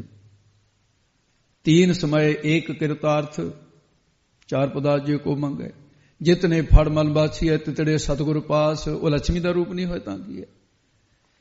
ਸਰਸਤੀ ਦੀ ਨਿਆਈ ਕਿਵੇਂ ਹੈ? ਕਹਿੰਦੇ ਸਰਸਤੀ ਵਿਦਿਆ ਦੀ ਦਾਤੀ ਮੰਨੀ ਹੈ ਹਿੰਦੂ ਮਤ ਦੇ ਅੰਦਰ, ਤੇ ਸਾਡੇ ਗੁਰੂ ਸਾਹਿਬ ਜਿਹੜੇ ਨੇ ਉਹ ਫਿਰ ਬ੍ਰਹਮ ਵਿਦਿਆ ਦੀ ਦਾਤ ਦਿੰਦੇ। ਇਸ ਕਰਕੇ ਸਰਸਤੀ ਦਾ ਰੂਪ ਇਹਨੇ ਸਿੱਧ ਕਰਤਾ ਮਹਾਰਾਜ ਨੇ ਆਪਣੀ ਬਾਣੀ 'ਚ ਸਾਰੇ। ਉਹ ਇਸ ਕਰਕੇ ਇਹ ਜਿਹੜੇ ਸਾਸੰਗੀ ਅਰਥ ਨੇ ਨਾ, ਇਹਨਾਂ ਨੂੰ ਵਿਦਵਾਨ ਕਹਿੰਦੇ ਨੇ ਗੌਣੀ ਅਰਥ। ਗੌਣੀ ਦਾ ਅਰਥ ਕੀ ਹੈ? ਕਿਸੇ ਚੋਂ ਗੁਣ ਲੈ ਕੇ ਅਰਥ ਕੀ, ਇਹਨਾਂ ਚੋਂ ਗੁਣ ਲੈ ਕੇ ਅਰਥ ਕੀਤੇ ਹੋਏ ਨਾ। ਉਸ ਤਰ੍ਹਾਂ ਤਾਂ ਮਹਾਰਾਜ ਸਾਹਿਬ ਸੱਚੇ ਪਾਤਸ਼ਾਹ ਚੇਤਨ ਸਰੂਪ ਬ੍ਰਹਮ, ਜਿਹੜਾ ਅਖੰਡ ਸਰੂਪ ਜੋਤੀ, ਉਹਦਾ ਸਰੂਪ ਆਪ ਇੱਕ ਸਿੱਖਾਂ ਨੂੰ ਸਮਝਾਉਣ ਵਾਸਤੇ ਐਸਾ ਕਥਨ ਕੀਤਾ ਹੈ। ਫਿਰ ਉਹਨੇ ਕਿਹਾ ਪਰਮੇਸ਼ਰ ਦੇ ਹੋਰ ਲਖਣ ਕਰੋ ਜੇ। ਜਿਹੋ ਜਾਣ ਆਖਾ ਨਹੀਂ, ਕਹਿਣਾ ਕਥਨ ਨ ਜਾਏ। ਤੇ ਕਹਿੰਦੇ ਸਿੱਧੋ, ਜੇਕਰ ਹੋਂ ਅਸੀਂ ਆਪਣੇ ਅਨੁਭਵ ਦੁਆਰਾ ਉਸ ਵਾਹਿਗੁਰੂ ਦੇ ਹੋਰ ਲੱਖਣਾਂ ਨੂੰ ਜਾਣਦੇ ਤਾਂ ਹਾਂ, ਪਰ ਫਿਰ ਵੀ ਆਖਣ ਯੋਗ ਨਹੀਂ, ਕਿਉਂਕਿ ਸ਼ਕਤੀ ਬਿਰਤੀ ਦੁਆਰਾ ਉਹ ਕਥਨ ਨਹੀਂ ਕੀਤੇ ਜਾ ਸਕਦੇ। ਉਹਦਾ ਰੂਪ ਰੰਗ ਜਾਤ ਪਾਤ ਆਦਿ ਕੋਈ ਕਿਹਾ ਨਹੀਂ ਜਾ ਸਕਦਾ, ਨਾ ਜਾਈ ਨਹੀਂ ਕਿਹਾ ਜਾ ਸਕਦਾ ਹੈ, ਕਥਨ ਨਾ ਜਾਈ ਕਥਨ ਨਹੀਂ ਕੀਤਾ ਜਾ ਸਕਦਾ ਹੈ। ਗੁਰਾ ਇੱਕ ਦੇਹ ਬੁਝਾਈ, ਰੂਪ ਨਾ ਰੇਖ ਨਾ ਰੰਗ ਛਿਤਰੇ ਗੁਣ ਤੇ ਪ੍ਰਭ ਭਿੰਨ ਕਿਹਾ ਨਾ। ਇਹ ਗੁਰਾ ਸ਼ਬਦ ਬੋਲਣਾ, ਗੁਣਾ ਨਹੀਂ ਬੋਲਣਾ, ਬਿੰਦੀ ਨਹੀਂ ਲਾਉਣੀ ਇੱਥੇ। ਜਿਸ ਵੇਲੇ ਬਾਣੀ ਦਾ ਉਚਾਰਨ ਕੀਤਾ ਗਿਆ ਉਸ ਵੇਲੇ ਗੁਰਾ ਸ਼ਬਦ ਜ਼ਿਆਦਾ ਪ੍ਰਚਲਿਤ ਸੀ।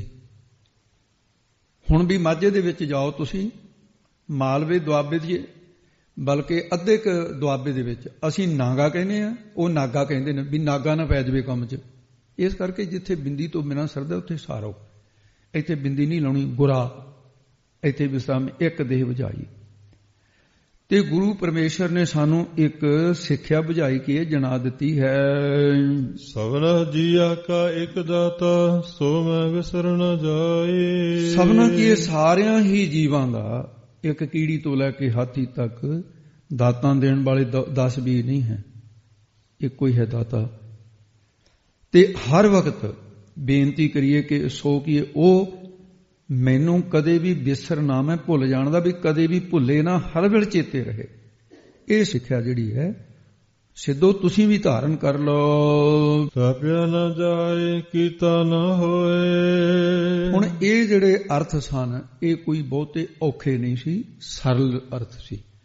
ਹੁਣ ਥੋੜਾ ਜਿਹਾ ਹੋਰ ਜ਼ਿਆਦਾ ਧਿਆਨ ਮੰਗਣਗੇ ਅਗਲੇ ਅਰਥ ਜਿਹੜੇ ਥੋੜੇ ਜਿਹੇ ਗਹਿਰੇ ਆ, ਫਿਰ ਵੀ ਆਪਾਂ ਯਤਨ ਕਰਾਂਗੇ। ਨਾਲੇ ਬੇਨਤੀ ਗੁਰੂ ਸਾਹਿਬ ਨੂੰ ਕਿ ਮਹਾਰਾਜ ਕਿਰਪਾ ਕਰਨ। ਇਹ ਫਿਰ ਸਿੱਖ ਨੂੰ ਨਿਰਾ ਬਰਮ ਗਿਆਨ ਦੇਣ ਵਾਸਤੇ ਹੈ। ਮਹਾਰਾਜ ਕਹਿੰਦੇ ਸਿੱਖਾ, ਸਿੱਧ ਵੀ ਸੁਣਦੇ ਨੇ, ਸਿੱਖ ਤਾਂ ਉਹਨਾਂ ਨੂੰ ਵੀ ਹੈ। ਉਹ ਵਾਹਿਗੁਰੂ ਦਾ ਸਰੂਪ ਕਿਸ ਪ੍ਰਕਾਰ ਦਾ ਹੈ, ਕਿਸੇ ਦੇ ਧਿਆਨ ਦਾ ਵਿਸ਼ਾ ਨਹੀਂ ਹੈ। ਉਹ 4 ਮੂੰਹਾਂ ਵਾਲਾ ਬ੍ਰਹਮਾ ਨਹੀਂ, 4 ਬਾਹਾਂ ਵਾਲਾ ਵਿਸ਼ਨੂੰ ਨਹੀਂ, 3 ਨੇਤਰਾਂ ਵਾਲਾ ਸ਼ਿਵ ਜੀ ਨਹੀਂ। ਇਹਨਾਂ ਦੀ ਨਹੀਂ ਸਥਾਪਨ ਨਹੀਂ ਕੀਤਾ ਜਾ ਸਕਦਾ ਕਿ ਐਸਾ ਹੈ, ਬਲਕਿ ਧਿਆਨ ਮੈਂ ਨਾ ਆਵੇ ਤਾਂ ਕੋ ਧਿਆਨ ਕੀਜੈ ਧਿਆਈਏ। ਧਿਆਨ ਮੈਂ ਨਾ ਆਵੇ ਤਾਂ ਕੋ ਧਿਆਨ ਕੀਜੈ ਧਿਆਈਏ। ਉਹ ਕਿਸੇ ਧਿਆਨ ਦਾ ਵਿਸ਼ਾ ਵੀ ਨਹੀਂ, ਮੂਰਤੀਵਾਨ ਪਦਾਰਥ ਨਹੀਂ ਹੈ, ਕਾਗਜ਼ ਜਾਂ ਲੋਹੇ ਜਾਂ ਪੱਥਰ ਦੀ ਮੂਰਤੀ ਨਹੀਂ ਹੈ ਜਿਵੇਂ ਬਣਾਈਆਂ ਜਾਂਦੀਆਂ ਹਨ। ਉਹ ਜਿਵੇਂ ਮੂਰਤੀ ਬਣਾ ਕੇ ਫਿਰ ਉਹਨੂੰ ਕਹਿੰਦੇ ਮੂਰਤੀ ਸਥਾਪਨ ਕਰਨੀ ਹੈ ਮੰਦਿਰ 'ਚ, ਉਹ ਇਸ ਤਰ੍ਹਾਂ ਦਾ ਸਥਾਪਨ ਕੀਤਾ ਨਹੀਂ ਹੁੰਦਾ। ਕਿਸੇ ਪ੍ਰਕਾਰ ਦੀ ਕਲਪਨਾ ਕਰ ਲੈਣੀ ਵੀ ਇਹ ਜੀ ਗਣੇਸ਼ ਜੀ ਮੂਰਤੀ ਹੈ, ਬੰਦੇ ਦਾ ਧਾੜਾ ਹੈ, ਹਾਥੀ ਦਾ ਸਿਰ ਲੱਗਿਆ ਹੋਇਆ ਹੈ, ਪੁਰਾਣਕ ਕਥਾਵਾਂ ਨੇ। ਜਾਂ ਫਿਰ ਗੰਡਕੀ ਨਦੀ ਦੇ ਵਿੱਚ ਪੱਥਰ ਨਿਕਲਦਾ ਹੈ, ਕਾਲੀ ਧਾਰੀ ਹੁੰਦੀ ਹੈ, ਚਿੱਟੇ ਪੱਥਰ ਤੇ, ਕਾਲੇ ਪੱਥਰ ਤੇ ਚਿੱਟੀ ਧਾਰੀ ਹੁੰਦੀ ਹੈ। ਕਹਿੰਦੇ ਭਗਵਾਨ ਵਿਸ਼ਨੂੰ ਦੇ ਜਨੇਊ ਪਾਇਆ ਹੋਇਆ। ਪ੍ਰਤੀਕ ਉਪਾਸਨਾ ਹੈ। ਬਰਿੰਦਰ ਰਾਖਸ਼ੀ ਜਲੰਧਰੀ ਦਾ ਦੇ ਘਰ ਵਾਲੀ ਸੀ, ਜਿਹਦੇ ਨਾਂ ਤੇ ਜਲੰਧਰ ਸ਼ਹਿਰ ਵਸੇ। ਉਹ ਮਰਦਾ ਨਹੀਂ ਸੀ, ਘਰ ਵਾਲੀ ਸਤਵੰਸ਼ੀ ਸੀ। ਦੇਵਤਿਆਂ ਦੇ ਕਹਿਣ ਤੋਂ ਭਗਵਾਨ ਵਿਸ਼ਨੂੰ ਜੀ ਨੇ ਉਹਦਾ ਸੱਤ ਤੋੜਿਆ। ਉਹਨੇ ਜਦੋਂ ਪਹਿਚਾਣ ਲਿਆ, ਉਹਦਾ ਰੂਪ ਧਾਰਿਆ ਹੋਇਆ ਸੀ, ਸਰਾਪ ਦੇ ਦਿੱਤਾ, ਤੂੰ ਦੇਵਤਿਆਂ ਦਾ ਪੱਖ ਕਰਕੇ ਮੇਰਾ ਸੱਤ ਤੋੜਿਆ, ਜਾਂ ਪੱਥਰ ਬਣ ਜਾ। ਉਹ ਗੰਡਕੀ ਨਦੀ ਦਾ ਪੱਥਰ ਬਣਿਆ ਭਗਵਾਨ ਵਿਸ਼ਨੂੰ। ਭਗਵਾਨ ਵਿਸ਼ਨੂੰ ਕਹਿੰਦਾ ਚੰਗਾ, ਜੇ ਮੈਂ ਪੱਥਰ ਬਣੂ ਤੂੰ ਤੁਲਸੀ ਬਣੇਗੀ, ਤੇਰੇ ਦੁਆਰੇ ਹੀ ਪੂਜਾ ਕਰਿਆ ਕਰਨਗੇ। ਹੁਣ ਇਹ ਤੁਲਸੀ ਦੀ ਪੂਜਾ ਤਾਂ ਕਰਦੇ ਆ ਹਿੰਦੂ ਮਤ ਦੇ ਵਿੱਚ, ਸੋ ਰੋ ਵਿਚਾਰ। ਇਸ ਕਰਕੇ ਉਹ ਗੰਡਕਾ ਨਦੀ ਦਾ ਪੱਥਰ ਭਗਵਾਨ ਦੀ ਪ੍ਰਤੀਕ ਉਪਾਸਨਾ ਮੰਨਦੇ ਆ, ਕਲਪਨਾ ਕਰ ਲੈਂਦੇ ਆ ਇਹ ਵਿਸ਼ਨੂੰ ਸ਼ਿਆਮ ਰੂਪ ਹੈ, ਵੀ ਚਤੁਰਭੁਜੀ ਮੂਰਤ ਹੈ, ਪਰ ਉਹ ਥਾਪਿਆ ਨਾ ਜਾਏ, ਇਸੇ ਤਰ੍ਹਾਂ ਦਾ ਨਹੀਂ ਹੈ। ਤੇ ਕਈ ਅੰਗ੍ਰਹਿ ਉਪਾਸਨਾ ਕਰਦੇ ਨੇ ਕਿ ਮੈਂ ਬ੍ਰਹਮ ਹਾਂ। ਇਹਦਾ ਪ੍ਰਕਾਸ਼ ਅੰਗ੍ਰਹਿ ਉਪਾਸਨਾ ਦੁਆਰਾ ਵੀ ਸਿੱਧ ਹੋ ਸਕਦਾ ਹੈ। ਵੀ ਕਈ ਕਹਿੰਦੇ ਨੇ ਵੀ ਉਹ ਸਿੱਧ ਹੋ ਜਾਊਗਾ, ਇਹ ਨਹੀਂ ਹੋ ਸਕਦਾ। ਇਹ ਤਾਂ ਗੁਰੂ ਦੀ ਕਿਰਪਾ ਦੁਆਰਾ ਹੀ ਹੋ ਸਕਦਾ। ਕਿਸੇ ਸਾਧਨਾ ਕਰਕੇ ਵੀ, ਕੀਤੇ ਹੋਏ ਸਾਧਨਾ ਦੀ ਸਾਖਸ਼ਾਤ ਨਹੀਂ ਹੁੰਦਾ, ਯੋਗ ਸਾਧਨਾ ਦੇ ਯਤਨ ਕਰਕੇ ਵੀ। ਤੇ ਕੋਲੋਂ ਉਹ ਅਨੁਭਵ ਰੂਪ ਪਰਮੇਸ਼ਰ ਗੁਰੂ ਸਾਹਿਬ ਦੀ ਕਿਰਪਾ ਦੇ ਨਾਲ ਹੀ ਪ੍ਰਾਪਤ ਹੋ ਸਕਦਾ ਹੈ। ਤੇ ਇਸ ਕਰਕੇ ਉਹਦਾ ਐਸਾ ਸਰੂਪ ਹੈ। ਜਿਹੜੇ ਯੋਗ ਸਾਧਨ ਹਨ, ਗੁਰੂ ਸਾਹਿਬ ਜਿਹੜੇ ਸਾਧਨ ਦੱਸੇ ਨਾ, ਤੇ ਉਹਨਾਂ ਦੁਆਰਾ ਫਿਰ ਗੁਰੂ ਦੇ ਉਪਦੇਸ਼ ਦੁਆਰਾ ਤਾਂ ਅਨੁਭਵ ਪ੍ਰਕਾਸ਼ ਹੋ ਸਕਦਾ ਹੈ, ਪਰ ਜਿਹੜੇ ਯੋਗ ਦੇ ਅੰਗ ਨੇ, ਯੋਗ ਦੇ ਸਾਧਨ, ਇਹਨਾਂ ਦੁਆਰਾ ਵੀ ਨਹੀਂ ਹੋ ਸਕਦਾ। ਤੋ ਇਸ ਪ੍ਰਕਾਰ ਫਿਰ ਅੱਗੇ ਦੱਸਦੇ ਹਨ, ਆਪੇ ਆਪ ਨਿਰੰਜਨ ਸੋਏ। ਉਹ ਕੈਸਾ ਹੈ? ਕਹਿੰਦੇ ਉਹ ਪਰਮੇਸ਼ਰ ਆਪ ਹੀ ਜੀਵ ਰੂਪ ਹੈ ਤੇ ਆਪ ਹੀ ਈਸ਼ਵਰ ਰੂਪ ਹੈ। ਆਪ ਹੀ ਨਿਰੰਜਨ ਮੈਲ ਤੋਂ ਰਹਿਤ ਸੁਧ ਸਰੂਪ ਸੋਏ। ਉਹ ਤਤਪਦ ਦਾ ਲਖਰਤ, ਉਹ ਵਾਹਿਗੁਰੂ ਆਪ ਹੀ ਜਿਹੜਾ ਖਟ ਵਿਕਾਰ ਅਵਿਦਿਆ ਦੀ ਕਾਲ ਕਰਕੇ ਅਗਿਆਨ ਦੇ ਸਹਿਤ ਤੂੰ ਪਦ ਦਾ ਲਖਰਤ ਹੈ ਨਾ, ਇਹ ਜੀਵ ਅਲਪਗੇ, ਉਹ ਆਪ ਹੀ ਖਟ ਗੁਣਾ ਮਾਇਆ ਦੇ ਸਬਲ ਪੁਣੇ ਦੇ ਸਹਿਤ ਹੋਣ ਕਰਕੇ ਉਹ ਤਤਪਦ ਦਾ ਲਖ ਅਰਥ ਈਸ਼ਵਰ ਰੂਪ ਹੈ। ਇਹਦਾ ਬਾਚ ਅਰਥ ਈਸ਼ਵਰ ਤੇ ਗੁਣਾਂ ਦਾ ਗ੍ਰਹਿਣ ਕਰਕੇ ਜੀਵ ਦੇ ਔਗਣਾਂ ਦਾ ਤਿਆਗ ਤੇ ਨਿਰੰਜਨ ਮਾਲ ਮਾਇਆ ਤੋਂ ਰਹਿਤ ਜਿਹੜਾ ਸੁੱਧ ਸਰੂਪ ਬ੍ਰਹਮ ਦਾ ਉਹਨੂੰ ਗ੍ਰਹਿਣ ਕਰਨਾ। ਉਹ ਬ੍ਰਹਮ ਮਾਇਆ ਦੀ ਕਲਪਤ ਰੂਪ ਦਾ ਜਿਹੜੀ ਮਾਇਆ ਇਸ ਤੋਂ ਰਹਿਤ ਹੈ। ਇਸ ਕਰਕੇ ਮਾਇਆ ਅਵਿਦਿਆ ਮਿਲ ਮਿਲ ਭਾਸੇ ਮੁਗਧੋਂ ਕੇ ਔਰ ਮਹਿ ਪ੍ਰਕਾਸ਼ੇ ਵਿਰਾਗ ਸਤਿਗੁਰ ਦੇ। ਵਾਸਤਵ ਵਿੱਚ ਸੁੱਧ ਸਰੂਪ ਹੈ। ਜੀਵ ਅਤੇ ਈਸ਼ਵਰ ਦਾ ਪ੍ਰਕਾਸ਼ਕ ਅਤੇ ਅੰਤਹਿਕਰਨ ਦਾ ਸਾਖੀ ਰੂਪ ਹੋ ਕੇ ਕੀ ਪ੍ਰਕਾਸ਼ ਕਰ ਰਿਹਾ ਹੈ। ਅਦਵੈਤ ਆਨੰਦ ਸਰੂਪ ਤੇ ਜੀਵ ਈਸ਼ਵਰ ਦੇ ਵਿੱਚ ਜੋ ਭੇਦ ਗਿਆਨ ਹੈ ਉਹਦਾ ਤਿਆਗ ਕਰਕੇ ਦੋਹਾਂ ਦਾ ਪ੍ਰਕਾਸ਼ਕ ਸਾਖੀ ਰੂਪ ਆਪਣਾ ਰੂਪ ਜਾਣਨਾ। ਸੋਏ ਕਿ ਉਹ ਆਪ ਹੀ ਆਪ ਆਪਣਾ ਸਰੂਪ ਹੀ ਹੈ, ਸਾਰਿਆਂ ਦੇ ਵਿੱਚ ਪ੍ਰਾਪਤ ਰੂਪ ਹੈ। ਆਪੇ ਆਪ ਹੀ ਸਾਰੇ ਦੇ ਅੰਤਸ਼ ਕਰਨ ਦਾ ਸਾਖੀ ਰੂਪ ਹੋ ਕਰਕੇ ਸਭ ਮੇਂ ਜੋ ਜੋ ਚਾਹੇ ਸਾਰਿਆਂ ਦੇ ਵਿੱਚ ਹੈ। ਤੂੰ ਹਿਰਦੇ ਗੁਪਤ ਬਸਿਆ ਦਿਨ ਰਾਤੀ। ਅਦਵੈਤ ਆਨੰਦ ਸਰੂਪ ਹੋ ਕੇ ਸਭਨਾਂ ਦੇ ਹਿਰਦੇ ਵਿੱਚ ਨਿਰੰਜਨ ਸੁੱਧ ਸਰੂਪ ਹੋ ਕੇ ਬਿਰਾਜਮਾਨ ਹੈ, ਹੋ ਰਿਹਾ ਹੈ। ਜਿਨ ਸੇਵਿਆ ਤਿਨ ਪਾਇਆ ਮਾਨ। ਇਹ ਸਿੱਖਾ ਜਿਨ੍ਹਾਂ ਨੇ ਉਹਦਾ ਸੇਵਨ ਕੀਤਾ ਹੈ, ਆਰਾਧਨ ਕੀਤਾ ਹੈ, ਉਹਨਾਂ ਨੇ ਉਸ ਪਰਮੇਸ਼ਰ ਕੋਲੋਂ ਮਾਨ ਆਦਰ ਸਤਕਾਰ ਪ੍ਰਾਪਤ ਕਰ ਲਿਆ। ਇਹ ਅਰਥ ਹੋਈ ਹੈ ਜਿਹੜਾ ਪਹਿਲਾਂ ਹੋਇਆ। ਮਾਨ ਮੰਨਣ ਕੀਤਾ, ਮੰਨਣ ਗਿਆਨ ਨੂੰ ਪਾਉਣਾ ਕੀਤਾ ਹੈ।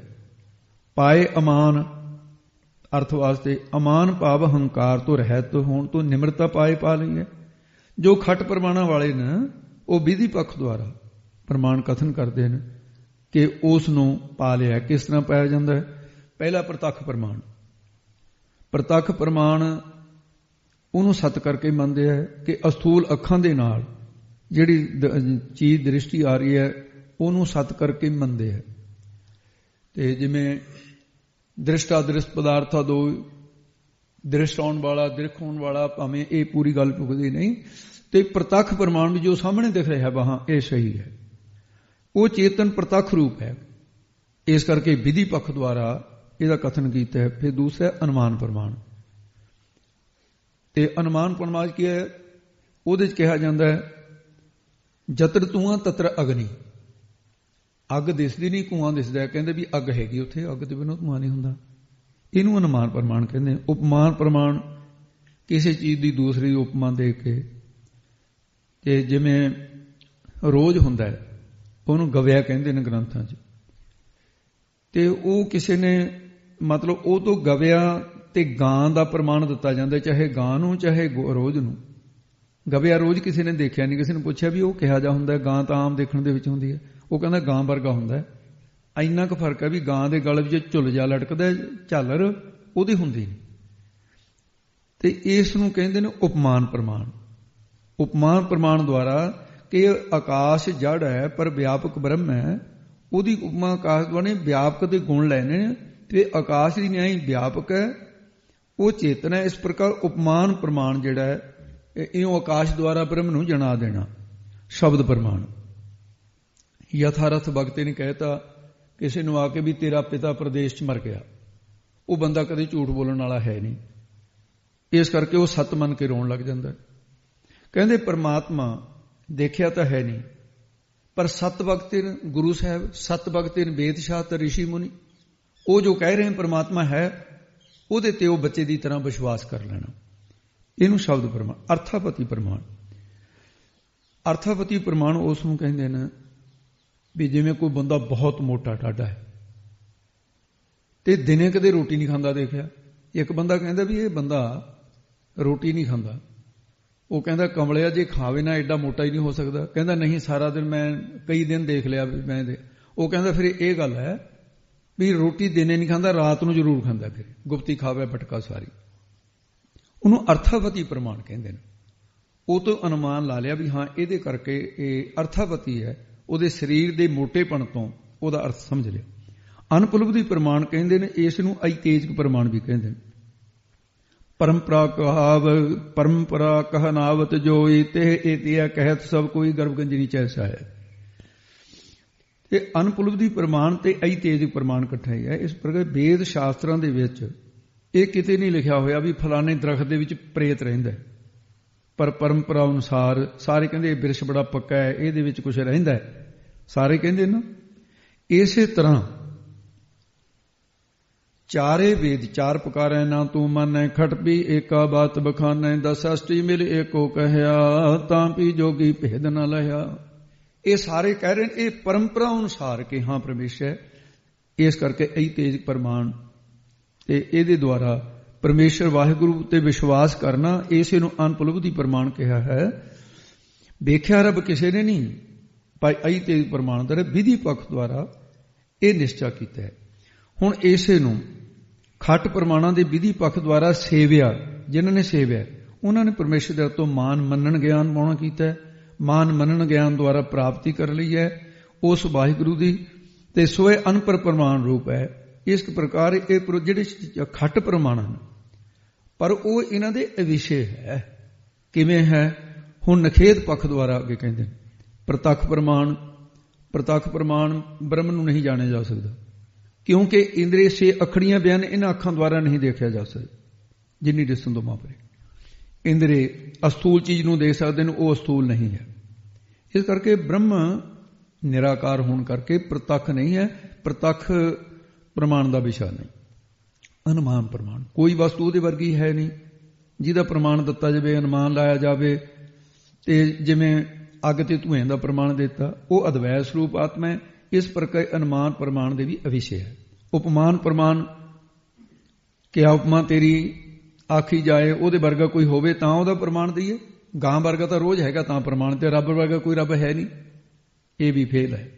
ਅਰਥਾਪਤੀ ਪ੍ਰਮਾਣ ਮੋਟਾ ਦੇਖ ਕੇ ਪ੍ਰਮਾਣ ਲਾ ਗਿਆ, ਸਥੂਲ ਸਰੀਰ ਦੇਖ ਕੇ ਉਹਦਾ ਗਿਆਨ ਹੋ ਗਿਆ, ਪਰ ਜਿਹੜੀ ਆਤਮਾ ਹੈ ਉਸ ਦਾ ਬੋਧ ਭੇਦ ਕਰਕੇ ਜਾਣਿਆ ਨਹੀਂ ਜਾ ਸਕਦਾ। ਉਹ ਬ੍ਰਹਮ ਹੈ, ਉਹ ਤਾਂ ਮਨ ਬਾਣੀ ਤੇ ਅਵਿਸ਼ੇ ਹੈ।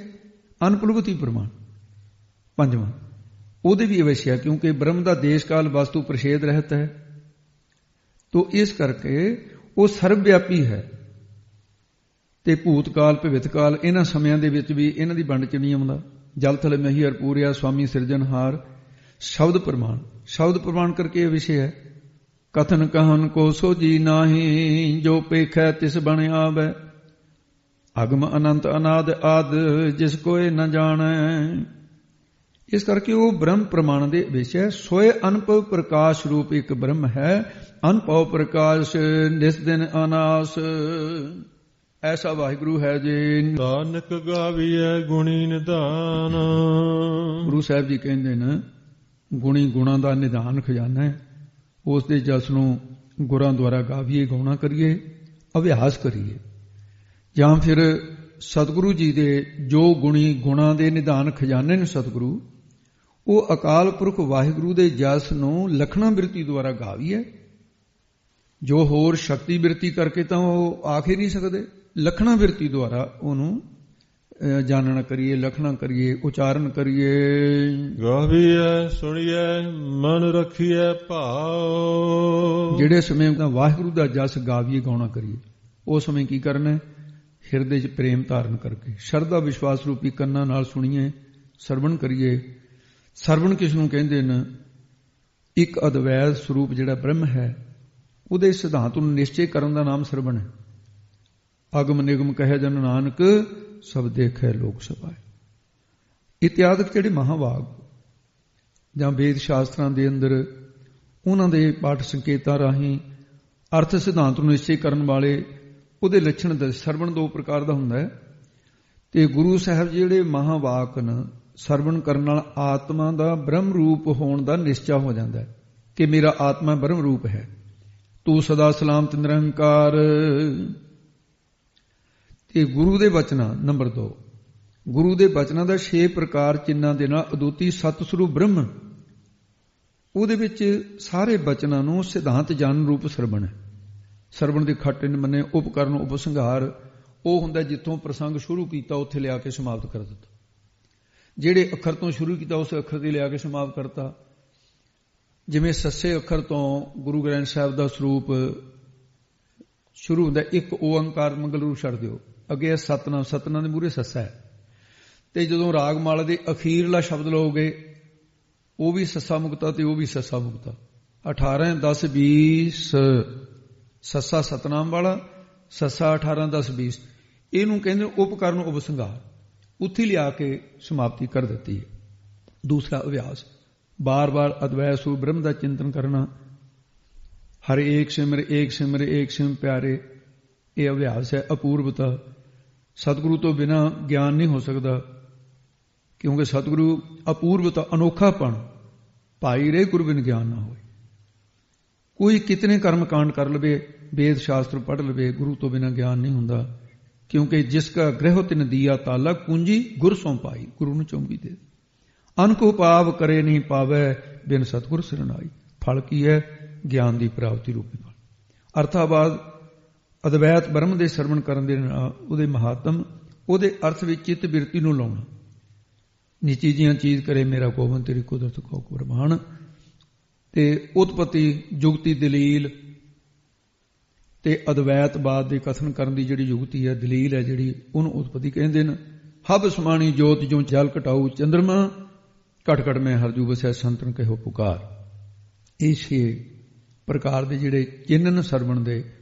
ਦੂਸਰਾ ਸਰਵਣ ਦਾ ਕਰਨਾ ਕਿ ਜਿਸ ਪ੍ਰਕਾਰ ਖਟ ਚਿੰਨ੍ਹਾਂ ਦੇ ਸਹਿ ਸਰਵਣ ਕੀਤਾ, ਫਿਰ ਮਨ ਮੰਨਣ ਕੀਤਾ। ਜੀਵਨ ਬ੍ਰਹਮ ਅਭੇਦ ਦੀਆਂ ਸਾਧਕ ਤੇ ਭੇਦ ਦੀਆਂ ਬਾਧਕ ਜੋਤੀਆਂ, ਉਹਨਾਂ ਦੇ ਨਾਲ ਅਦਵੈ ਸਰੂਪ ਬ੍ਰਹਮ ਚਿੰਤਨ ਕਰਨ ਨੂੰ ਮੰਨਣ ਕਹਿੰਦੇ ਨੇ। ਭੇਦ ਦੀਆਂ ਸਾਧਕ ਜੁਗਤੀਆਂ ਉਹ ਕਿਹੜੀਆਂ ਨੇ? ਜਿਨ ਕੇ ਭੀਤਰ ਹੈ ਅੰਤਰਾ, ਜੈਸੇ ਪਸ ਤੈਸੇ ਓਏ ਨਰਾ। ਤੇ ਵਿਚਾਰ ਸਾਗਰ ਵਾਲਾ ਕਹਿੰਦੇ, ਜੋ ਦੁਤੀਆ ਕੋ ਮਨ ਮੈਂ ਤਾਰੈ, ਪੈ ਤਾ ਕੋ ਜੈ ਭੇਦ ਉਚਾਰੈ। ਦੁਤੀਆ ਪਹਿੰ ਭਵਤੀ, ਅਭੇਦ ਦੀਆਂ ਸਾਧਕ ਜੁਗਤੀਆਂ ਕਿਹੜੀਆਂ? ਸਗਲ ਬਨਸਪਤ ਮਹਿ ਬਿਸੰਤਰ, ਸਗਲ ਦੂਧ ਮਹਿ ਘੀਆ, ਊਚ ਨੀਚ ਮਹਿ ਜੋਤ ਸਮਾਣੀ, ਘਟ ਘਟ ਮਾਧੋ ਜੀਆ। ਇਹ ਜਿਹੜੇ ਇਹੋ ਜਿਹੇ ਬਚਨ, ਇਹਨਾਂ ਨੂੰ ਮੰਨਣ ਕਰਨਾ। ਫਿਰ ਰੱਖੀ ਹੈ, ਰੱਖੀ ਦਾ ਭਾਵ ਹੈ ਨਿਧਿਆਸਨ ਕਰਨਾ।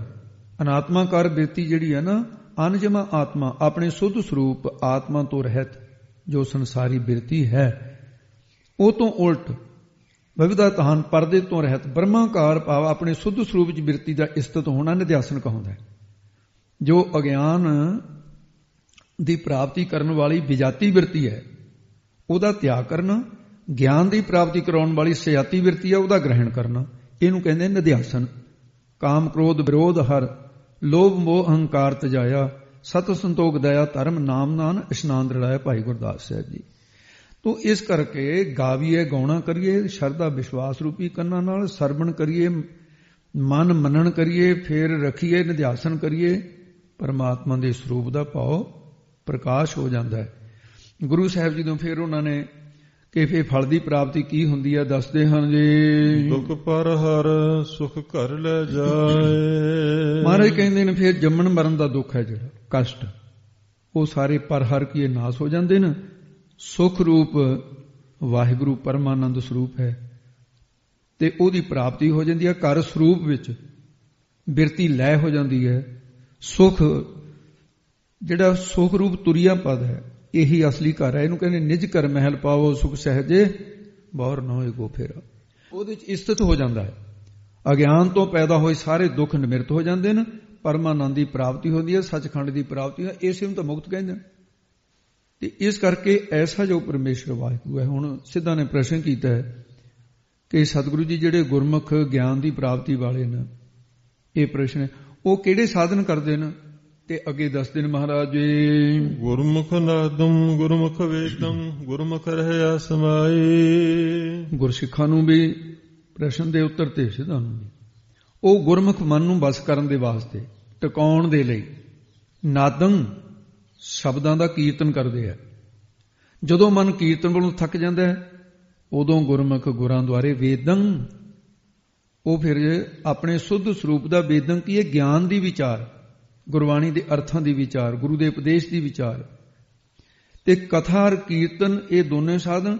ਜੇ ਇਹ ਤੋਂ ਵੀ ਮਨ ਥੱਕ ਜਵੇ ਤੇ ਗੁਰਮੁਖਾਂ ਦਾ ਮਨ ਨਿਰਵਿਕਲ ਸਮਾਧੀ ਦੇ ਵਿੱਚ ਸਮਾ ਰਹਿੰਦਾ ਹੈ। ਇਹਨਾਂ ਹਾਲਤਾਂ ਦੇ ਵਿੱਚ ਗੁਰਮੁਖਾਂ ਦਾ ਮਨ ਜਿਹੜਾ ਉਹ ਬਸ ਵਿੱਚ ਆ ਜਾਂਦਾ ਹੈ। ਗਿਆਨ ਧਿਆਨ ਸਿਮਰਨ ਮਿਲੇ ਵੀ ਅਪਿਓ ਅਸੋਗੀ।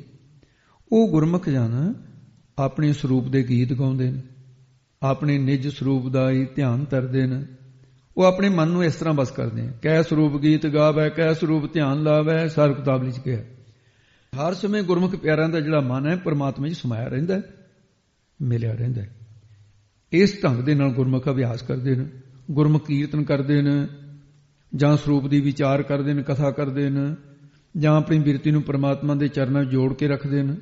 ਸਤਿਗੁਰੂ ਜੀ ਦੇ ਪਾਵਨ ਮੁਖ ਤੋਂ ਹੀ ਨਾਦੰ ਕੀ ਇਹ ਸ਼ਬਦ ਉਪਦੇਸ਼ ਗੁਰਸਿੱਖਾਂ ਨੇ ਸਰਵਣ ਕੀਤਾ। ਅਧਿਕਾਰੀ, ਗੁਰਮੁਖ ਅਧਿਕਾਰੀ ਨੇ ਵੇਦੰਗ ਵਿਚਾਰ ਕੀਤੀ। ਜਾਂ ਗੁਰਮੁਖ ਮੁਖੀ ਗੁਰੂ ਸਾਹਿਬ, ਉਹ ਬ੍ਰਹਮ ਸਰੂਪ ਹੈ, ਗੁਰਸਿੱਖ ਦਾ ਚਿੱਤ ਉਹਦੇ ਸਮਾਈ ਸਮਾ ਰਿਹਾ ਹੈ। ਉਹ ਗੁਰਮੁਖ ਭੇਦ ਹੋ ਜਾਂਦੇ ਨੇ, ਏਕਤਾ ਹੋ ਜਾਂਦੀ ਹੈ, ਪ੍ਰਾਪਤੀ ਹੋ ਜਾਂਦੀ ਹੈ। ਗੁਰਮੁਖ ਪਦ ਦੇ ਇਹ ਤਿੰਨ ਅਰਥ, ਸਤਿਗੁਰੂ ਤੇ ਵੀ ਗੁਰਮੁਖ ਪਦ ਵਰਤਿਆ ਹੈ, ਅਧਿਕਾਰੀ ਤੋਂ ਵੀ ਗੁਰਮੁਖ ਮੁਖੀ ਚੇਤਨ ਸਰੂਪ ਵਾਹਿਗੁਰੂ ਤੇ ਵੀ ਵਰਤਿਆ ਹੈ। ਹੁਣ ਪ੍ਰਸ਼ਨ ਹੈ, ਗੁਰਮੁਖ ਜਨ ਗਿਆਨ ਦੀ ਪ੍ਰਾਪਤੀ ਕਰਕੇ ਜਿਸ ਪਰਮੇਸ਼ਰ ਭੇਦ ਹੋਏ ਨੇ, ਉਹ ਪਰਮੇਸ਼ਰ ਜਿਹੜੇ ਤਿੰਨ ਦੇਵਤੇ ਨੇ, ਬ੍ਰਹਮਾ, ਸ਼ਿਵ ਜੀ, ਵਿਸ਼ਨੂੰ ਤੋਂ ਵੀ ਵੱਡਾ ਹੈ। ਮੁੜ ਕੇ ਉੱਥੇ ਕਹਾਣੀ ਫੇਰ ਲੈ ਆਉਂਦੇ। ਉਹਦਾ ਉੱਤਰ ਦਿੰਦੇ ਹਨ, ਗੁਰ ਈਸ਼ਰ ਗੁਰ ਗੋਰਖ ਬ੍ਰਹਮਾ ਗੁਰ ਪਾਰਵਤੀ ਮਾਏ। ਇਹ ਗੁਰਸਿੱਖਾਂ, ਉਹ ਅਕਾਲ ਪੁਰਖ ਈਸ਼ਰ ਸ਼ਿਵ ਜੀ ਦਾ ਵੀ ਗੁਰੂ ਪੂਜਨੀਕ ਹੈ, ਵਿਸ਼ਨੂੰ ਦਾ ਵੀ ਪੂਜਨੀਕ ਹੈ, ਗੋਰਖ ਵਿਸ਼ਨੂੰ ਨੂੰ ਕਿਹਾ, ਬ੍ਰਹਮਾ ਦਾ ਵੀ ਉਹ ਪੂਜਨੀਕ ਹੈ, ਉਹਨਾਂ ਦੀਆਂ ਘਰ ਵਾਲੀਆਂ ਸ਼ਕਤੀਆਂ ਦਾ ਵੀ, ਪਾਰਵਤੀ, ਲక్ష్ਮੀ ਤੇ ਸਰਸਵਤੀ ਦਾ ਗੁਰ ਕੀ ਇਹ ਪੂਜਨੀਕ ਹੈ। ਜਿਹੋ ਜਾਣਾ ਆਖਾ ਨਾਹੀ ਕਹਿਣਾ ਕਥਨ ਨ ਜਾਏ। ਤੇ ਹੁਣ ਜੇ ਗੁਰਸਿੱਖਾ ਅਸੀਂ ਵਾਹਿਗੁਰੂ ਦੇ ਸੁੱਧ ਸਰੂਪ ਕਰਕੇ ਜਾਣਦੇ ਤਾਂ ਹਾਂ, ਕਥਨ ਨਹੀਂ ਕਰਦੇ। ਪ੍ਰਸ਼ਨ, ਸਤਿਗੁਰੂ ਜੀ ਕਿਉਂ ਕਥਨ ਕਿਉਂ ਨਹੀਂ ਕਰਦੇ ਤੁਸੀਂ? ਕਹਿੰਦੇ ਗੁਰਸਿੱਖਾ ਸ਼ਕਤੀ ਬਿਰਤੀ ਕਰਕੇ ਕਿਹਾ ਨਹੀਂ ਜਾਂਦਾ, ਤੇ ਲਖਣਾ ਬਿਰਤੀ ਕਰਕੇ ਬ੍ਰਹਮ ਦਾ ਲਖਣਾ ਹੁੰਦਾ ਹੈ। ਇਸ ਕਰਕੇ ਤਾਂ ਕਿਹਾ ਵੀ ਕਥਨ ਨਾ ਜਾਈ।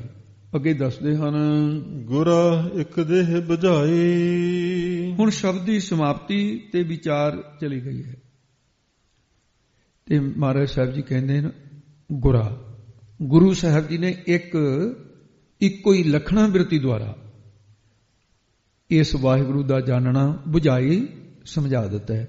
ਜੋ ਅਖੰਡ ਚੇਤਨ ਦੇਹ ਦੇਹੀ ਹੈ, ਜੋ ਅਖੰਡ ਚੇਤਨ ਦੇਹ ਉਹਦਾ, ਇਹ ਕਿਰਪਾ ਕਰਕੇ ਗੁਰਾਂ ਨੇ ਸਿੱਖਿਆ ਦੁਆਰਾ ਬੁਝਾਈ ਸਮਝਾ ਦਿੱਤਾ ਹੈ ਕਿ ਉਹਦਾ ਸਰੂਪ ਦੇ ਕੀ ਹੈ, ਐਸਾ ਸਤ ਚੇਤਨ ਆਨੰਦ ਹੈ, ਐਸਾ ਪਰਮੇਸ਼ਰ ਹੈ। ਸਿੱਖ ਨੂੰ ਇਹ ਸਮਝਾ ਦਿੱਤਾ, ਸਭਨਾ ਜੀਆ ਕਾ ਇੱਕ ਦਾਤਾ ਸੋ ਮੈਂ ਵਿਸਰ ਨ ਜਾਏ। ਸਭਨਾ ਸਾਰਿਆਂ ਜੀਵਾਂ ਦਾ ਇੱਕੋ ਇੱਕ ਅਦਵੈਤ ਸਰੂਪ ਪਰਮੇਸ਼ਰ ਹੀ ਦਾਤਾ ਹੈ, ਦਾਤਾਂ ਦੇਣ ਵਾਲਾ ਹੈ। ਸੋ ਉਹ ਮੈਂ, ਮੇਰਾ ਆਪਣਾ ਸਰੂਪ ਹੈ। ਤਤ ਤੁਹ ਅਸੀਂ, ਤਤ ਪਦ ਈਸ਼ ਜੀਵ ਤੁਮ ਪਦ ਅਸਪਦ ਬ੍ਰਹਮ ਕਹਾਵੈ, ਮਾਇਆ ਕੇ ਜੈ ਭੇਦ ਤਿਨੈ ਏਕੈ ਭੇਦ ਬਤਾਵੈ। ਇਹ ਲਖਣ ਦੇ ਕੇ ਨਿਸ਼ਚਾ ਕੀਤਾ, ਨਿਹਕ ਦੇ ਅਹੰ ਬ੍ਰਹਮ ਨਿਸ਼ਚੈ ਹੋ ਗਿਆ। ਇਹ ਮਨ ਤੂੰ ਜੋਤ ਸਰੂਪ ਹੈ, ਆਪਣਾ ਮੂਲ ਪਛਾਣ। ਗੁਰੂ ਸਾਹਿਬ ਜੀ ਉਹ ਸਰੂਪ ਕਦੀ ਫਿਰ ਭੁੱਲ ਵੀ ਜਾਂਦਾ। ਕਦੇ ਸਿੱਖ ਨੇ ਪ੍ਰਸ਼ਨ ਕੀਤਾ ਤੇ ਮਹਾਰਾਜ ਕਹਿੰਦੇ ਨੇ, ਉਹ ਸਰੂਪ ਅੱਠੇ ਪਹਿਰ ਬਿਸਰ ਭੁੱਲਦਾ ਨਾ ਕਿ ਇਹ ਨਹੀਂ ਜਾਂਦਾ। ਹਰ ਸਮੇਂ ਸਾਖਸ਼ਾਤ ਜਦੋਂ ਇੱਕ ਵਾਰੀ ਹੋ ਗਿਆ ਜਾਂ ਤਾਂ ਹੁੰਦਾ ਹੀ ਨਹੀਂ, ਜੇ ਸਾਖਸ਼ਾਤ ਹੋ ਗਿਆ ਫਿਰ ਕਦੇ ਭੁੱਲਦਾ ਨਹੀਂ, ਹਰ ਸਮੇਂ ਚੇਤੇ ਰਹਿੰਦਾ ਹੈ, ਉਹ ਭੁੱਲਦਾ ਨਹੀਂ ਹੈ। ਇਹ ਜਿਹੜੀ ਪੰਜਵੀਂ ਪੌੜੀ ਹੈ, ਜਿਹਦੀ ਅੰਤਰੀਵ ਤੇ ਵਾਹਜ ਅਰਥ ਤੁਸੀਂ ਸੁਣਿਆ ਹੈ, ਇਹਦਾ ਮੁੱਖ ਭਾਵ ਸੁਣ ਲਓ ਸੰਖੇਪ ਦੇ ਨਾਲ। ਪੰਜਵੀਂ ਪੌੜੀ ਦੇ ਵਿੱਚ ਕਥਨ ਕੀਤਾ ਕਿ ਪ੍ਰਮਾਤਮਾ ਕਿਸੇ ਦਾ ਗੱਦੀ ਨਸ਼ੀਨ, ਕਿਸੇ ਦਾ ਚੇਲਾ ਜਿਵੇਂ ਸਥਾਪਨ ਕੀਤਾ ਜਾਂਦਾ ਥਾਪਿਆ ਨਾ ਜਾਏ, ਕੀਤਾ ਨਾ ਹੋਏ। ਜਿਵੇਂ ਮਾਤਾ ਪਿਤਾ ਤੋਂ ਪੁੱਤਰ ਪੈਦਾ, ਸੰਤਾਨ ਪੈਦਾ ਹੁੰਦੀ ਹੈ, ਉਹ ਕਿਸੇ ਦਾ ਪੈਦਾ ਨਹੀਂ ਕੀਤਾ ਹੋਇਆ, ਨਾ ਕਿਸੇ ਦਾ ਥਾਪਿਆ ਹੋਇਆ, ਨਾ ਧਿਆਨ ਦਾ ਵਿਸ਼ਾ ਹੈ, ਨਾ ਕਾਗਜ਼ਾਂ, ਪੱਥਰ, ਲੋਹੇ, ਮਿੱਟੀ ਆਦਿ ਦੀ ਮੂਰਤ ਜਿਵੇਂ ਸਥਾਪਨ ਕੀਤੀ ਜਾਂਦੀ ਹੈ, ਉਹ ਸਰੂਪ ਨਹੀਂ ਹੈ। ਤੇ ਇਸ ਕਰਕੇ ਐਸਾ ਜਿਹੜਾ ਪਦਾਰਥਾਕਾਰ ਝੂਠੇ ਪਦਾਰਥਾਂ ਨੂੰ ਨਿਸ਼ਚੈ ਕਰਨ ਵਾਲੀ ਬਿਰਤੀ ਨਾਲ ਉਹ ਪਰਮਾਤਮਾ ਦਾ ਅਭਿਆਸ ਨਹੀਂ ਕੀਤਾ ਜਾਂਦਾ। ਉਹ ਆਪੇ ਆਪ ਸੁੱਧ ਸਰੂਪ ਹੈ, ਮਾਇਆ ਦੀ ਕਾਲਖ ਤੋਂ ਰਹਿਤ ਹੈ। ਬ੍ਰਹਮਾਕਾਰ ਬਿਰਤੀ ਦੁਆਰਾ ਉਸ ਦੀ ਪ੍ਰਾਪਤੀ ਹੁੰਦੀ ਹੈ। ਜਿਨ੍ਹਾਂ ਨੇ ਗੁਰੂ ਦੁਆਰਾ ਧਿਆਇਆ ਉਹਨਾਂ ਨੇ ਪਰਮਾਤਮਾ ਨੂੰ ਸੱਚਖੰਡ ਵਿੱਚ, ਪਰਮਾਤਮਾ ਦੇ ਸੱਚਖੰਡ ਵਿੱਚ ਵਡਿਆਈਆਂ ਪ੍ਰਾਪਤ ਕਰ ਲਈਆਂ। ਪਰਮਾਤਮਾ ਨੂੰ ਪ੍ਰਤੱਖ ਜੀਵ ਨਾਲ ਜਾਂ ਪ੍ਰੀਤ ਰੂਪੀ ਜੀਵ ਦੇ ਨਾਲ ਗਾਉਣਾ ਚਾਹੀਦਾ। ਉਸ ਵੇਲੇ ਮਨ ਨੂੰ ਪ੍ਰੇਮ ਵਿੱਚ ਰੱਖਣਾ ਚਾਹੀਦਾ ਹੈ। ਨਿਸ਼ਚੈ ਰੂਪ ਕੰਨਾਂ ਨਾਲ ਸੁਣਨਾ ਚਾਹੀਦਾ ਹੈ। ਸਾਰੇ ਦੁੱਖ ਮਿਟ ਜਾਂਦੇ ਨੇ। ਜਿਗਿਆਸੂ ਆਪਣੇ ਆਤਮਿਕ ਸਰੂਪ ਰੂਪੀ ਘਰ ਦੇ ਵਿੱਚ ਪਰਮੇਸ਼ਰ ਦੀ ਪ੍ਰਾਪਤੀ ਹੋ ਜਾਂਦੀ ਹੈ, ਆਪਣੇ ਨਿਜ ਘਰ ਮਹਿਲ ਚਲਿਆ ਜਾਂਦਾ ਹੈ। ਗੁਰਮੁਖਾਂ ਦਾ ਇਹ ਸੁਭਾਅ ਹੈ। ਜਾਂ ਕੀਰਤਨ ਕਰਦੇ ਰਹਿੰਦੇ ਨੇ, ਅਕਾਲ ਪੁਰਖ ਵਾਹਿਗੁਰੂ ਦੇ ਸਰੂਪ ਦਾ ਵਿਚਾਰ ਜਾਂ ਫਿਰ ਵਿਚਾਰ ਕਥਾ ਰੂਪ ਦੁਆਰਾ ਕਰਦੇ ਨੇ, ਉਹਦੇ ਸਰੂਪ ਵਿੱਚ ਬਿਰਤੀ ਨੂੰ ਲੀਨ ਰੱਖਦੇ ਨੇ। ਉਹ ਅਕਾਲ ਪੁਰਖ ਸ਼ਿਵ ਜੀ ਦਾ ਵੀ ਗੁਰੂ ਹੈ, ਵਿਸ਼ਨੂੰ ਜੀ ਦਾ ਵੀ ਗੁਰੂ ਹੈ, ਬ੍ਰਹਮਾ ਦਾ ਵੀ ਗੁਰੂ ਹੈ, ਸ਼ਕਤੀਆਂ ਦਾ, ਪਾਰਵਤੀ, ਲక్ష్ਮੀ, ਸਰਸਵਤੀ, ਇਹਨਾਂ ਦਾ ਵੀ ਗੁਰੂ ਹੈ। ਇਸ ਕਰਕੇ ਸਿੱਖ ਨੂੰ ਕਿਸੇ ਹੋਰ ਦੇਵੀ ਦੇਵਤੇ ਦੀ ਪੂਜਾ ਕਰਨ ਦੀ ਆਗਿਆ ਨਹੀਂ। ਜੋ ਇੱਕ ਸਾਰਿਆਂ ਦੇ ਵਿੱਚ ਪੂਜਨੀਕ ਪਰਮੇਸ਼ਰ ਹੈ ਉਹਦੀ ਪੂਜਾ ਕਰਨੀ ਚਾਹੀਦੀ ਹੈ। ਗੁਰੂ ਸ਼ਿਵ ਜੀ ਦੀ ਨਿਆਈ ਵਿਕਾਰਾਂ ਨੂੰ ਨਾਸ਼ ਕਰਦਾ ਹੈ। ਵਿਸ਼ਨੂੰ ਜੀ ਦੀ ਨਿਆਈ ਸਿੱਖ ਦੇ ਹਿਰਦੇ ਦੇ ਵਿੱਚ ਜਿਵੇਂ ਰੋਜੀ ਬਣਦਾ, ਗੁਣ ਬਣਦਾ ਹੈ। ਬ੍ਰਹਮਾ ਦੀ ਨਿਆਈ ਦੇਵੀ ਗੁਣਾਂ ਦੀ ਉਤਪਤੀ ਕਰਦਾ ਹੈ। ਪਾਰਵਤੀ ਦੀ ਨਿਆਈ ਨਿਸ਼ਚਾ ਦਿੰਦਾ ਹੈ। ਲక్ష్ਮੀ ਦੀ ਨਿਆਈ ਪਦਾਰਥ ਦਿੰਦਾ ਹੈ। ਸਰਸਵਤੀ ਦੀ ਨਿਆਈ ਬ੍ਰਹਮ ਵਿਦਿਆ ਦੀ ਦਾਤ ਦਿੰਦਾ ਹੈ। ਤੇ ਇੰਨਾ ਸਰੂਪ ਕਥਨ ਦੇ ਵਿੱਚ, ਇਹੋ ਜਿਹਾ ਸਰੂਪ ਹੈ ਕਥਨ ਦੇ ਵਿੱਚ ਨਹੀਂ ਆਉਂਦਾ। ਜੇ ਕੋਈ ਕਥਨ ਕਰਨਾ ਵੀ ਚਾਹੁੰਦਾ ਤਾਂ ਸ਼ਕਤੀ ਬਿਰਤੀ ਕਰਕੇ ਨਹੀਂ ਕਥਨ ਹੁੰਦਾ। ਹੇ ਸਿੱਖ, ਭਾਵੇਂ ਅਸੀਂ ਉਸ ਅਕਾਲ ਪੁਰਖ ਦੇ ਸਰੂਪ ਨੂੰ ਅਨੁਭਵ ਦੁਆਰਾ ਜਾਣਦੇ ਹਾਂ ਪਰ ਕਥਨ ਨਹੀਂ ਕਰਦੇ। ਗੁਰੂ ਜੀ ਕਹਿੰਦੇ ਇੱਕੋ ਹੀ ਸਿੱਖਿਆ ਜਣਾ ਦਿੱਤੀ ਹੈ ਕਿ ਸਾਰਿਆਂ ਜੀਵਾਂ ਦਾ ਸਤਿਗੁਰੂ ਪਰਮੇਸ਼ਰ ਦਾਤਾ ਹੈ, ਉਸ ਨੂੰ ਕਦੇ ਵੀ ਭੁੱਲਣਾ ਨਹੀਂ ਹੈ। 158 ਅੱਖਰ ਗੁਰੂ ਸਾਹਿਬ ਜੀ ਨੇ ਪੌੜੀ ਦੇ ਕਥਨ ਕੀਤੇ। ਇੱਥੇ ਅੱਜ ਦੀ ਵਿਚਾਰ ਸਮਾਪਤ ਹੁੰਦੀ ਹੈ। ਵਾਹਿਗੁਰੂ ਜੀ ਕਾ ਖਾਲਸਾ, ਵਾਹਿਗੁਰੂ ਜੀ ਕੀ ਫਤਿਹ।